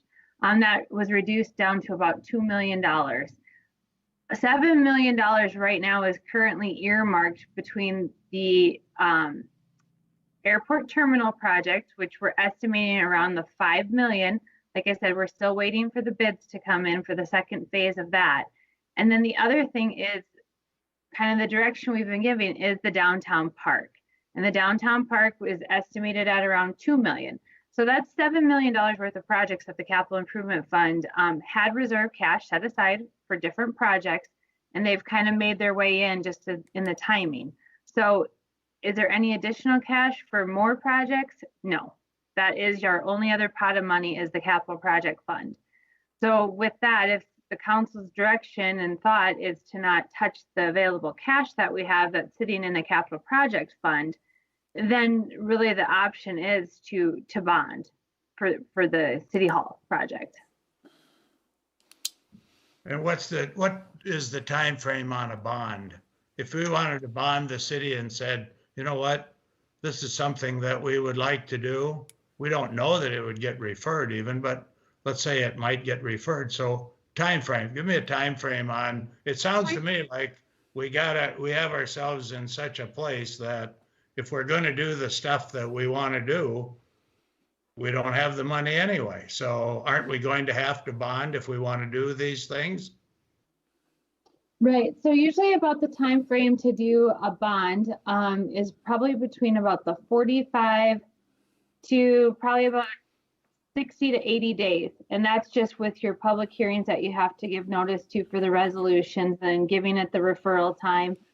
So that's about the window that it takes to get everything kind of going for a bond. Thank you. Yep. Councilman Bueller. Thank you, Mayor. Just a thought, something we may want to consider. When we did the quality of life bond, we did that with the idea that part of that money would be allocated for ICE. And that was referred. is that going to be an issue since that was referred to? That's as- what Kristen was just saying. The only thing that was referred was the wellness center. Okay. The other two projects or whatever else we had in mind. Okay. It was written in such a way that it could be used for any project, but the wellness center was referred. Thank you. Councilman Lallam? We currently have an agreement in place to buy the Wells Fargo building. I mean, we are arguing with ourselves about a timing issue on this. And realistically, we're the ones that set the time frame. So, to that point, I mean, we have a $1.3 million purchase on the Wells Fargo building. We can take it as it is. We can renovate it. I mean, those are the options that we have. To Councilman Holine's, this thought process, 2 weeks isn't going to kill this. I'd make the motion to table it till 2 weeks from today for the next council meeting. And we have time to sit there and discuss it, and we give, I believe it's Councilman Bueller, Holine, and Billhauer time to hammer out some more details. At least then we don't have to sit and have a 2-hour discussion about this and that or whatever. So let's get a little bit more information and go forward with it. Okay, as long as we know what we're looking for, because I mean, it sounds like maybe it's the bond question more than anything else. Well, that gives us 2 weeks to factor that as well, so. So I would want to know very specifically what we need to do between now and 2 weeks from now in order to facilitate a decision by the council. Right now, the option is to table it for 2 weeks. Point of order. Yeah. I would- Postpone, not table. Correct. That's what I was going to make the same thing. So just say postpone to the next council meeting because Postpone, yes. table meeting would be to kill it. I would agree with that. I would very much enjoy having a couple more weeks to just digest this. We had months to discuss the purchase of the building in executive session, and now we've had a week to discuss the renovation costs in public. And I think that we could definitely justify spending a little bit more time. If anyone even wants to be with me on a committee, I don't want to take up Tad's time when we're not paying him, but I think that we could definitely hear from the community any questions that they have and also do a little bit of digging. I know Bruce knows a lot about buildings, so I would be willing to at least dig into it if a committee needs to be formed. Well, we have a committee. Yeah. You mean a different committee for public outreach? Or, I don't know. Okay, so we have. I will postpone it until You the have a motion? motion to postpone until the For 2 18th. weeks. Second. We have a motion and a second, so there's no debate? Yep. Is there? Okay. Councilman Bueller. I just want to reiterate the fact that this is really, the Wells Fargo building is a gift. It is. It truly is. And even if we bond for this, I think the finance costs would never exceed the amount of money that we probably will save. And the other big part of this is location. I mean, where in the heck else would we put this place if we were going to do it? We looked at other properties for years, and this is, hell, I can throw a stapler over there, to move. So, I think it's just a timing issue, but I still believe that we, and I've thought this for a long time, we got to do something with the ice, one way or the other. Thank you. I'd like to get some resolution on that, too. Any other comments? All right. All those in favor of postponing the motion for 2 weeks signify by saying aye. Aye. All opposed signify by saying nay. Roll call vote, please, Kristen. Okay, Albertson, Aye. Bueller, Aye. Hoyer, Helene, Aye. Lallam, Aye. Manti, Aye. Rudemsky, Aye. Roby, Aye. Billhauer, Nay. Y. Aye. Motion carries. All right. We are postponed, so just make sure that you have a clear idea and send it to me in an email or whatever so I can make sure I get answers for you. Councilman Bueller? Mayor, what I would propose that in lieu of this decision, that the steering committee meet soon, and that way we can address, or at least put the questions down that we're interested in answering and look Okay. at any of the financial stuff as well. And I would invite Mr. Holeen to certainly join in with that steering committee with our meetings if you felt like you wanted to do that. Mayor? Councilman Bill Howard. I've got a question for Tad, if he's still on the line. Obviously, postponing this now for the time being, is that going to change your plans in as far as the meetings that you had scheduled later this week? I was under the assumption that it probably would postpone those meetings. If we can have those discussions if we feel we want to try to maintain that same schedule, but that would be my initial thought. Okay. So you'll convey that to if that's the case, you'll Yeah, convey that to just staff cancel then, Mayor? those for now, or maybe just reschedule them for 2 weeks from now. And then we can always cancel them later. It was hard to squeeze them in. Okay. Anyone else? All right, our next item here, item H, is authorization for Alderman Lallam to create a steering committee to identify the mayor's position expectations following the June election. Thank you, Mayor. We need a motion. I'll make a motion. Have a motion by Lallam and a second by Holeen. Okay, Adam, go ahead and explain. Thank you, Mayor. I had a few people from the community, and we had a few questions from members of the council as well.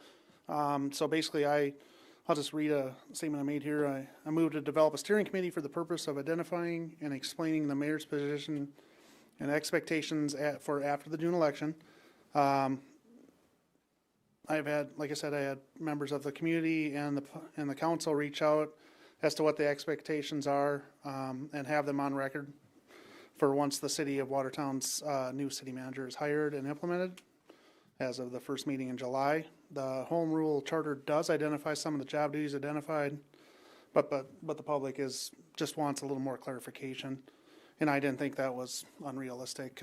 So I'd move to have Councilman Vilhauer, Bueller, and Albertson, as well as Council Vice President Holeen on there, and Byron Calise, who is the co-chair for the Home Rule Charter, and he can come from the Home Rule Charters group as well, as to what their thought process was, and then have them meet and update the council as to on the first meeting in February, and then maybe make some recommendations or what they feel is what their envisioning is going forward. So, and are you talking about additional duties that aren't established? Yeah, that aren't directly in the home rule charter that they have. I mean, it does have some of the items that they're, in charge of the council meetings and things of that nature, but just to identify those in general.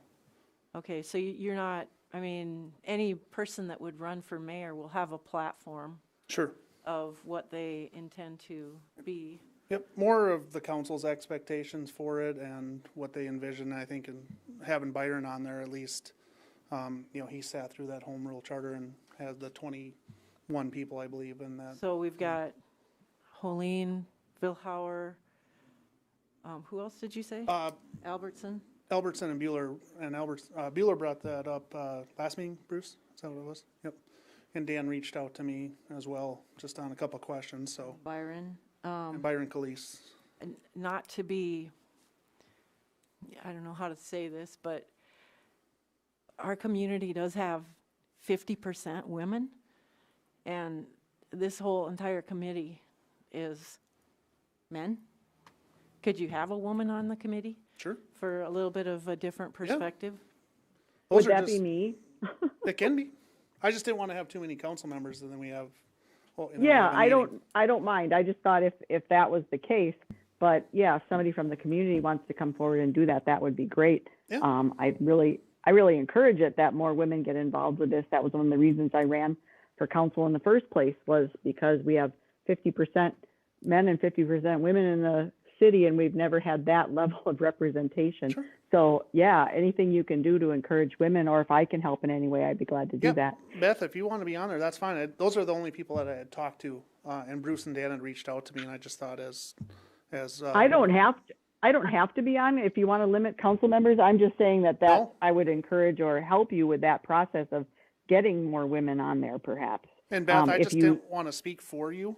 If you would love to be on there, I'd love to have you. I mean, that'd be a great addition. And Well, maybe we could have 2 women. Yep. Imagine that, 2 women. And Maybe we Yeah, can I'll find a help community, you out. a community Yeah, I'll member help you and a out, Adam. councilwoman. Sure. That would.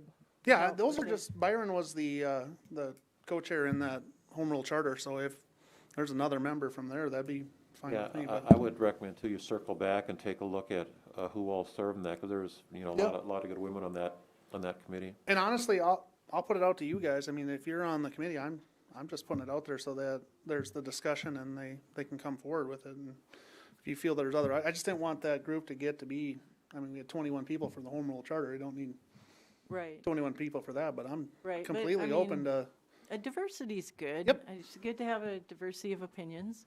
Yeah. And women do have a different perspective. yeah. And like I said, we're just trying to figure out, you know, One thing I would like your committee to talk about is economic development, because that's a huge part of what I do as the mayor right now. I mean, I expend a gigantic amount of time on it, and a lot of it is, well, some of it is financial, but most of it is glad handing. And right now, I mean, that could go either way, and it isn't stated in the charter as to should that be the mayor or should that be the city manager. the city manager. Well, and that's, I think, part Or of the. maybe both. part of the Maybe there's reason is certain there. parts of it that would be city manager and certain parts that would be mayor. Yeah, and currently the mayor sits on the, you know, the Watertown development company. Development Company. Is that gonna be that position? Is that gonna be the city manager's position? Those are some of the things Well, that and they that would look wouldn't at. be That's necessarily. their yeah, decision, but it would be something that they could talk about and, Right, you know, I didn't know. Bruce, did you have a question? I do, just, Mayor, if I might. sure.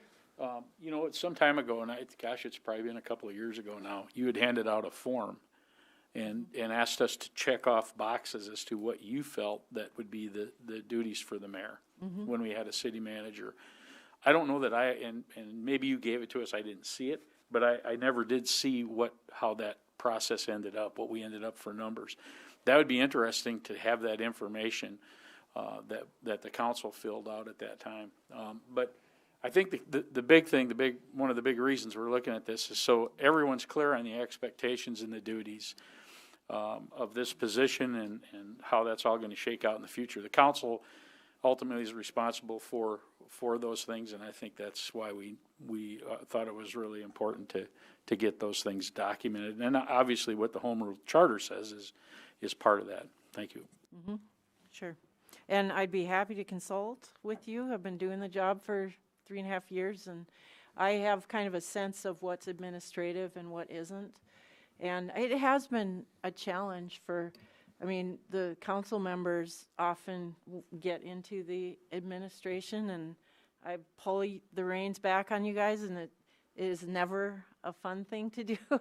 I don't think you like it, and there is a pretty distinct line between administration and not administration. And that's really the main thing, is that whoever's the mayor, you don't want them to have the false expectation that they're coming in here and they're going to continue to work with the staff every day. That's a big no-no. And any more than the council can walk into a staff member's office and, you know, talk to them, direct them, ask them to do research. Those kind of things are already established by both state law and our charter. But other things, the council can assign for the mayor, and if there's a recommendation for that, then I think it'd be good. Like I said, it's more just to set the expectations and what the public is envisioning, as well as what the council is expecting. And, you know, I have no problem. That's why I just wanted to put together some of the people, and I leave it to those folks that have said that they are willing to do it, to reach out to other members of the public. To Glenn's point, I think there was 10 women that were on that home rule charter revision. And I think if Beth's willing to do it, and it sounds like she is, I mean, I'd welcome that with open arms. So Yeah. Mayor, I would just say, for the sake of getting a motion tonight, I would say just amend the motion to create the committee with the council people listed, Byron Cleese as president, and then say Byron Cleese shall appoint a woman to the committee with the basically just leave the language at that, but with the understanding that hopefully one of the women that served on the Home Rule Charter will be willing to serve on this committee as well. How about Beth Manti? We'll choose another woman. Oh, that could work too. How about Beth? I would- How about I Beth already and Byron said come? I already said I would. I'll already actually said amend Beth. my motion to add Beth on there, and then Beth Yeah, can. yeah, with Beth. Yeah, with Beth as one of the members, and Have Beth and Byron appoint another woman. Yeah. I can do that. Thank you, Beth. So that would be my amended motion. Got that, Kristen? So we have, We're good. okay, and Holleen, was you good with the amended motion? Okay. Any other discussion? Oh, Jelaine and Matt both have their hands up. Okay, Jelaine, why don't you go first? Thank you, Mayor. I just would like to put a plug in for HR. If we are planning to create a job description, I would prefer that Matt or I is in on that as well. I think we need to be a part of that to make sure that the T's are crossed and I's are dotted in that process. So that's a request from Human Resources. Matt? Thank you, Jelaine. Just make sure that there's not more than a quorum at any one time. Sounds like there's already 6 council members there. So if there's going to be just, has to be a public notice and an agenda and that sort of thing. So There's only 5, Matt. I thought I heard Glenn, Bruce, Adam, Reed. No, I'm not involved. Not Adam. Oh, okay. Got it. So be Glenn, Bruce, Dan, Beth, and Reed. And Byron Calise and another to be named. Another lady to be named later. Perfect. Thanks. All right. Anything else? Councilman Villar? I guess I'm willing to serve and glad to serve on this committee. I guess I'm asking, though, I'm looking at you, Reed. You're the senior ranking member of that committee as being vice president. Are you going to be the convener or facilitator of getting us together? I would, thank you, Glenn. I would gladly step up into that role, but I think that the public would prefer it if this was public driven. So I would almost prefer if Byron Calise or the female that Byron and Beth appoint would take as committee head to guide this. I think that would be better if this was driven from the public than from the council. I mean, I think it needs to be driven from the council because we need to define the job parameters, but I think it's wonderful if someone from the public were to chair it. Makes sense. I don't argue with that, Reed. So will someone reach out to Byron then in that capacity or in that regard? Reed, could you reach out to him? I will do so. Thank you. In fact, I will even say he actually called me about a different matter, and then he brought this up, not just the description of the job been defined. And so I know that he would be interested in it, so I think he would be willing. All right. All those in favor signify by saying aye. Aye. Aye. All those opposed signify by saying nay. Motion carried. Okay, item I is the emergency resolution that we put on our agenda and talk about every meeting. Is we don't need to take any action unless someone wants to change the resolution. Is there anyone that would like to entertain a change? Not seeing anyone, so we'll move on to old business. Is there any old business? Councilman Albertson? Thank you, Mayor. I would just like to speak a little bit about the park that we're talking about for disabilities. Terry has been working with us hand in hand And we're starting to get some things put together. So we'll come back to the council, I'm sure, and ask for approval of some money one of these days. But he does have a plan, and hopefully he can present that to the council one of these nights, just to let us know exactly how that's going. He's going to present to the committee this Wednesday now, or no, the third Wednesday, but they're excited about it, and we've got some money raised, and the city, Terry says, has some money that we can use that can only be used for a park, and so it's looking really, really good. So it was just a little update on that. And then normally I would have asked about the ice, but I think I'll just back off that for 2 weeks. All right, thank you. Matt, did you have a comment? Yeah, I just wanted to quick circle back to the SHPO discussion from earlier tonight. Just kind of for staff's benefit going forward, I kind of heard a lot of animosity towards the process and such. Should we continue to comply with the law as the city? Councilman Lallam? Matt, don't we have to comply with the law? I mean, essentially, otherwise we're literally breaking the law. So I think we have to go through that process until that, law either changes or, modifies to something that is, for us, more palatable. Well, I would argue yes, but I mean, the action that was taken tonight kind of disregarded the language of the statute. So I just want to make sure we don't spin our wheels and go through this process again if the council doesn't want the staff to do so. Well, we had to go through the process as it currently sat to get to this point. I mean, if we're truly honest, so I think we have to do that going forward until that law changes. Otherwise, we're directly violating the law. At this point, we've done what SHPO has asked us to do is, basically give them sort of. We give them the option and say this is what we have come to, but it's already gone through their process and then come back to us. Matt, are you saying that we have not complied right now because we haven't done the due diligence to make sure that there were options considered? And because that's what SHPO said, they didn't have any other options. They just said no. And I don't know. Is that what you're saying? Correct. And we said, we don't care. We're not going to make you follow the law. We're just going to go ahead, even though we know you didn't follow the process in good faith. You just said, we're just going to walk through it, ignore it, give it the 10 days. Council can support you.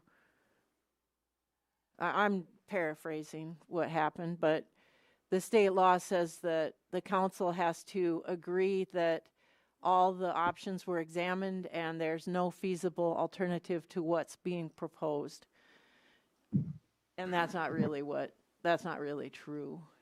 Councilman Bueller? Thanks, Mayor. Question to that. I don't know that how we would determine as a council what other options there might be. When you say feasible, does that include cost prohibitive? Is that also a part of that? What other options were considered? She didn't go with the cheapest option, which was. I think what I read was they were looking at different ways of applying fascia, having to build out into the sidewalk area, having to put in footings.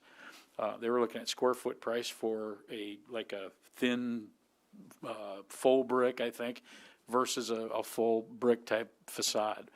If I'm not mistaken, that's what I think I read. And the cost was extreme.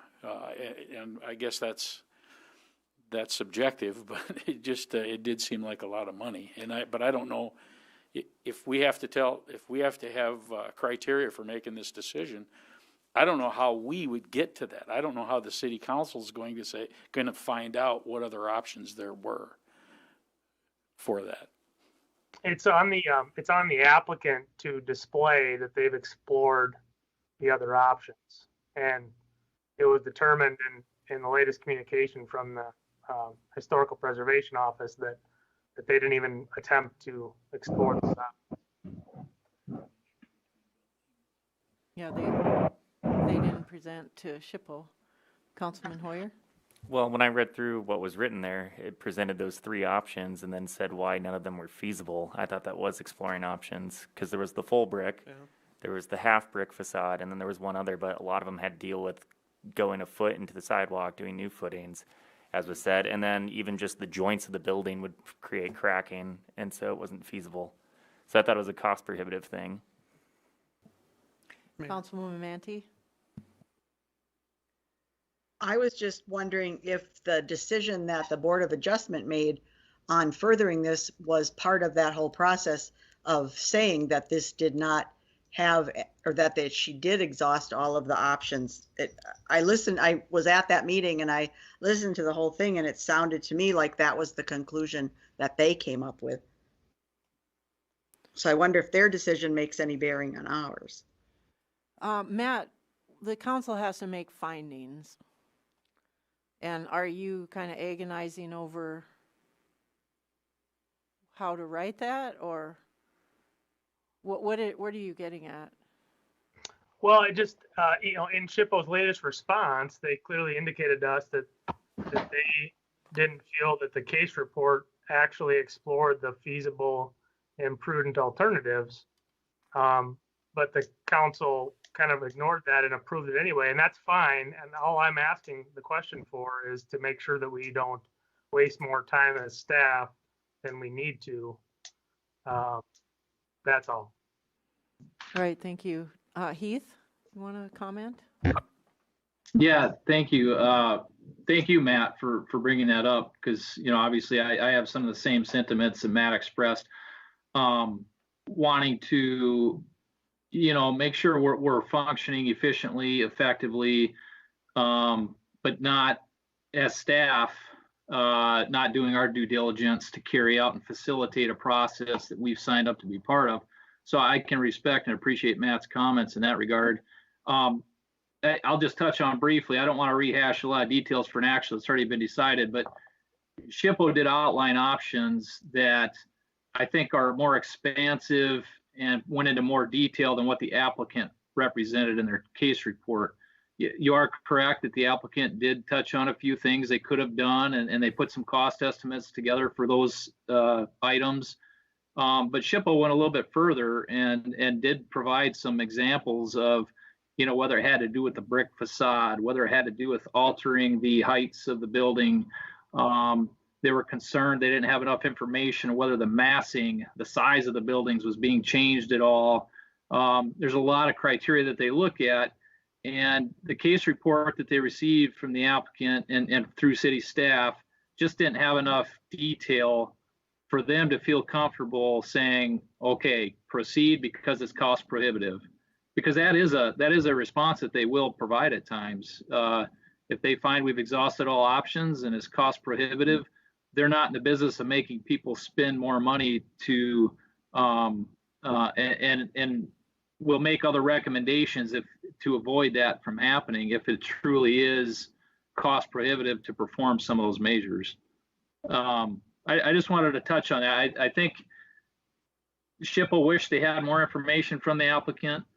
They couldn't quite make a determination on some of those other options because they didn't have enough detail in the case report. And to Matt's point, yes, I couldn't agree more. We as staff just want to be sure we're carrying out the wishes of the council and the programs that were administered, how they're administered based on our involvement in them and our enrollment in them. So I appreciate that question, Matt. Councilor Manti?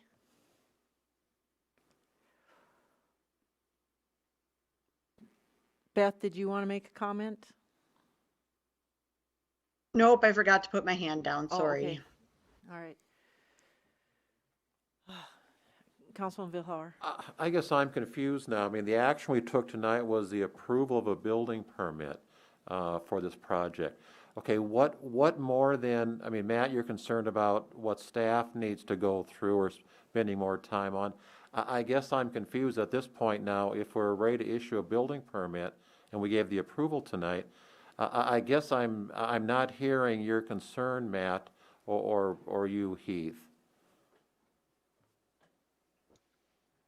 It was more of a forward-looking question because, with the development that's happening downtown, pending any changes to the law and pending us being removed from the historic district, which I don't think either one of those are imminent, we're going to have to continue to administer this if we're going to abide by the law. And so I don't, what we've done tonight is done. I just want to make sure that it's the council's desire that we continue to administer it going forward. Because as we've seen in the past, we haven't. And, you can just roll the dice and hope that there is no liability that results.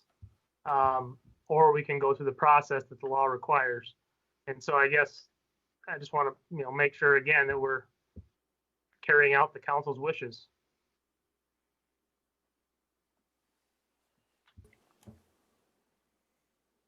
All right. Does that answer your question? Not sure. Councilman Hoyer? I think, Oh, sorry.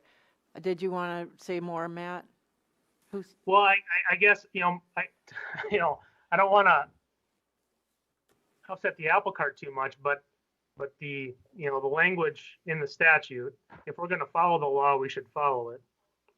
And the applicant should have shown that they've gone through the reasonable, feasible, prudent alternatives. And it just didn't appear that we, followed that standard tonight. We just approved the building permit, which is fine, which is our prerogative. There's a risk, of course, that there could be some liability on the city down the road as a result of that.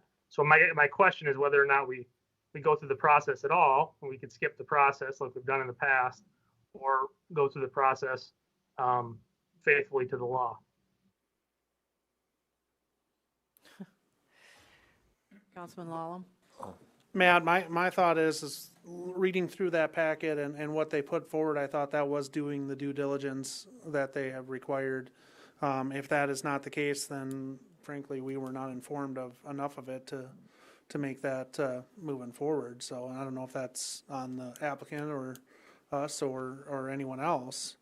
But I mean, I prefer to follow the law if at all possible. And if that's the case, I'd rather they come back to us and then we have to make that decision as a council. At least then we're back into that, what's best for Watertown is made by the local decision makers. To Councilman Hoyer's point, I mean, I don't think we're going to, approve something that doesn't make sense. So I don't know if that helps you or hurts you, or not sure if that puts more work onto the staff or not. So, I mean, the only thing we can do is pass out the information. They got to make the decision onto what they want to do. Right. I think that the process was more or less attempted to be followed. And there was a lot of information given. So, I mean, was it the information SHPO was looking for? No. They said that. But, I mean, there's a lot of information. All right. Madam Mayor. Yes. Heath? Just real quick to Councilman Bill Howard's point, in this particular case, there's not a lot of work left to do on this one. We do have to provide written findings back to SHPO and put a formal response back to them. You're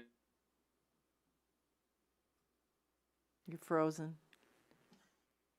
Point, if the findings aren't definitive, that we've exhausted all options like SHPO was hoping we would, it'll get filed away, but with a note on it that was the case. And so in moving forward on subsequent actions, I think that was where we were just trying to figure out, to make sure we want to continue to follow the statute and work through it, I think, is the angle Matt was working from there on future cases. Okay.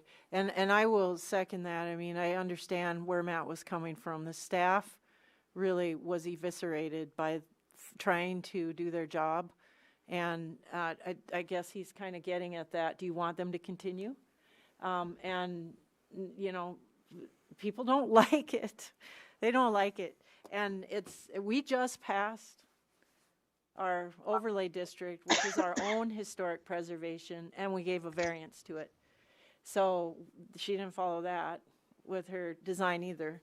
So I guess to protect the staff, do you want them to continue to enforce, or should they embark on a mission to change our ordinance and try to change the state law? Councilman Vilhauer? I'm still trying to get my head wrapped around this. Are we talking about this particular project yet that we are going to try to No. follow up? No. We're talking about future Future projects. projects. Yeah. Because this was painful. Okay.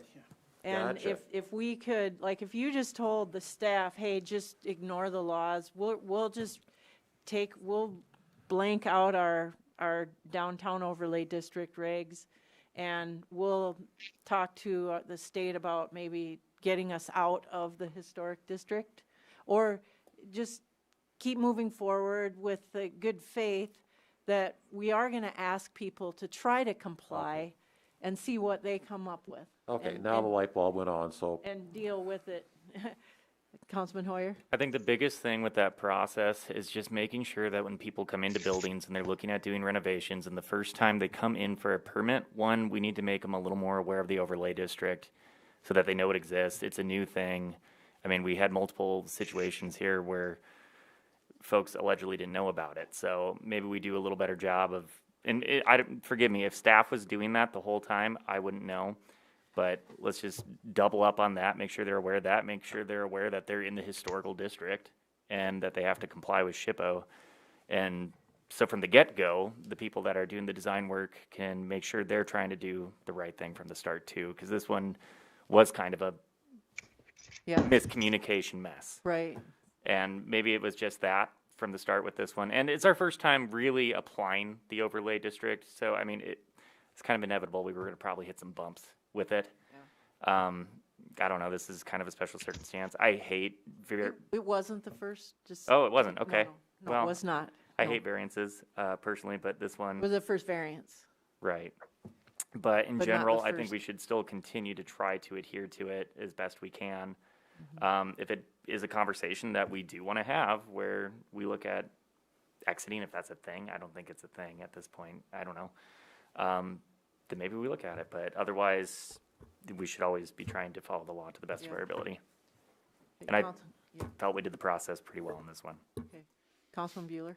Thank you, Mayor. I don't fault the staff for this situation at all. I think from everything I've seen and heard, I think they've done what they should. I think on occasion a detail might get by, but for the future, it might be beneficial for us to provide a form that would tell whoever's in that development process or looking to develop, or at least show them how they can locate information so they have it all. That way we can always say, hey, we gave you the form or we showed you where to get this information so we don't run into this again.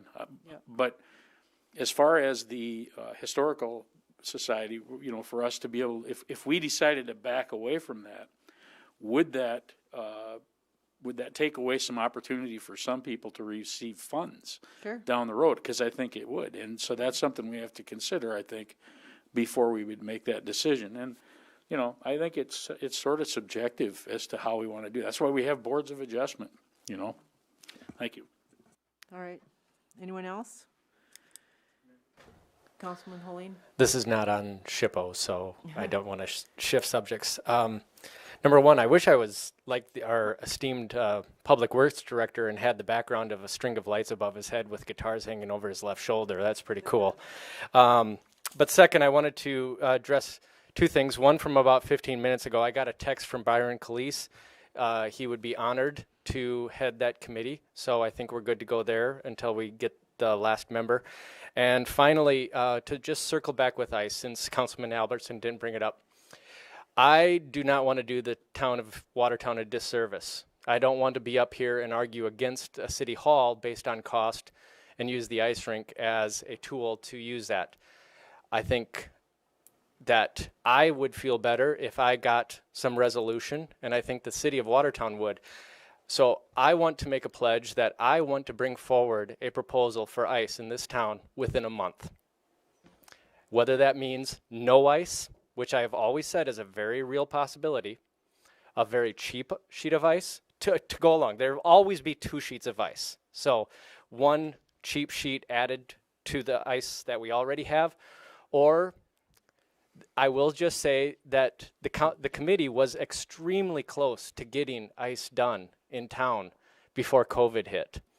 And it just threw everything into a maelstrom that we are just now trying to figure out. Well, the thing that I've come to realize is we've been waiting 7 years for ice in Watertown because we've always been waiting for the perfect situation. I finally realized we will never find that. But I don't want to do a disservice to City Hall, to these other capital improvement projects, or to ICE, or to the people who have been waiting on all of those projects by constantly arguing. I think that we need to have a proposal, and that is going to start with a proposal for ICE so that we know what we're going to be spending. So I think that it is up to the ICE committee, and I'd be more than happy to always lead that, to bring forward a proposal, or at least one of two proposals, whether like a high end, a low end, a high end, no ice, or no ice and cheap ice, and that the council can then vote on what we're going to do moving forward. I think we owe it to the city of Watertown, and I think that this council is the one to finally take the stand and resolve this issue once and for all. So I pledge I'm at least going to try to do that, and I encourage everyone who's interested to really ramp up and let's get this done. Thank you. Thank you, Councilman Holing, and please let me know if there's anything I can do to facilitate. I'll do that. I think that's an excellent plan. Mayor? All right, is there other old business? Councilman I Bueller? just want to make one comment. I would be interested in, if it would be okay with the committee, to be a part of that committee. And one of the reasons is because I am the liaison to the Park and Rec. And I know that Terry had mentioned that he thought it would be a good idea as well, that I would be a part of that. Plus, I do have a lot of history from some time back. I haven't been involved with it a lot over the last year or so, but if I could be of service, I'd do that. All right, thank you. Any other old business? Any new business? Oh, Councilman, or excuse me, Heath? Yes, sorry, Mayor. I felt it was appropriate time to chime in on the facility discussions. I know we've exhausted that here tonight.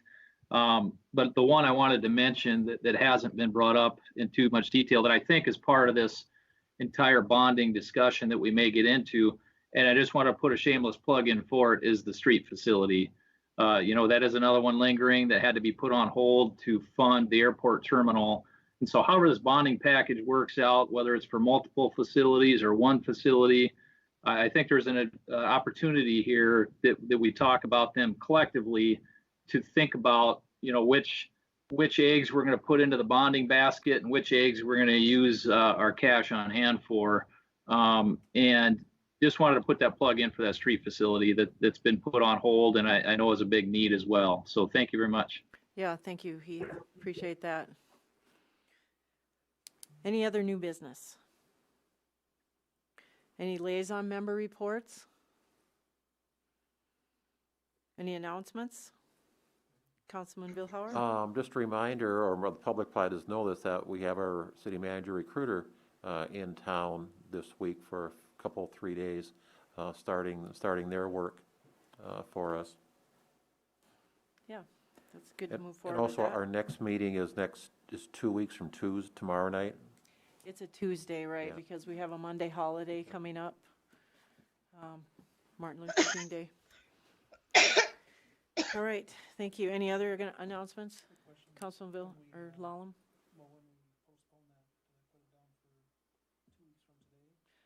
At the next meeting. Yeah. 2 weeks. Yeah, we're not meeting 2 weeks from today.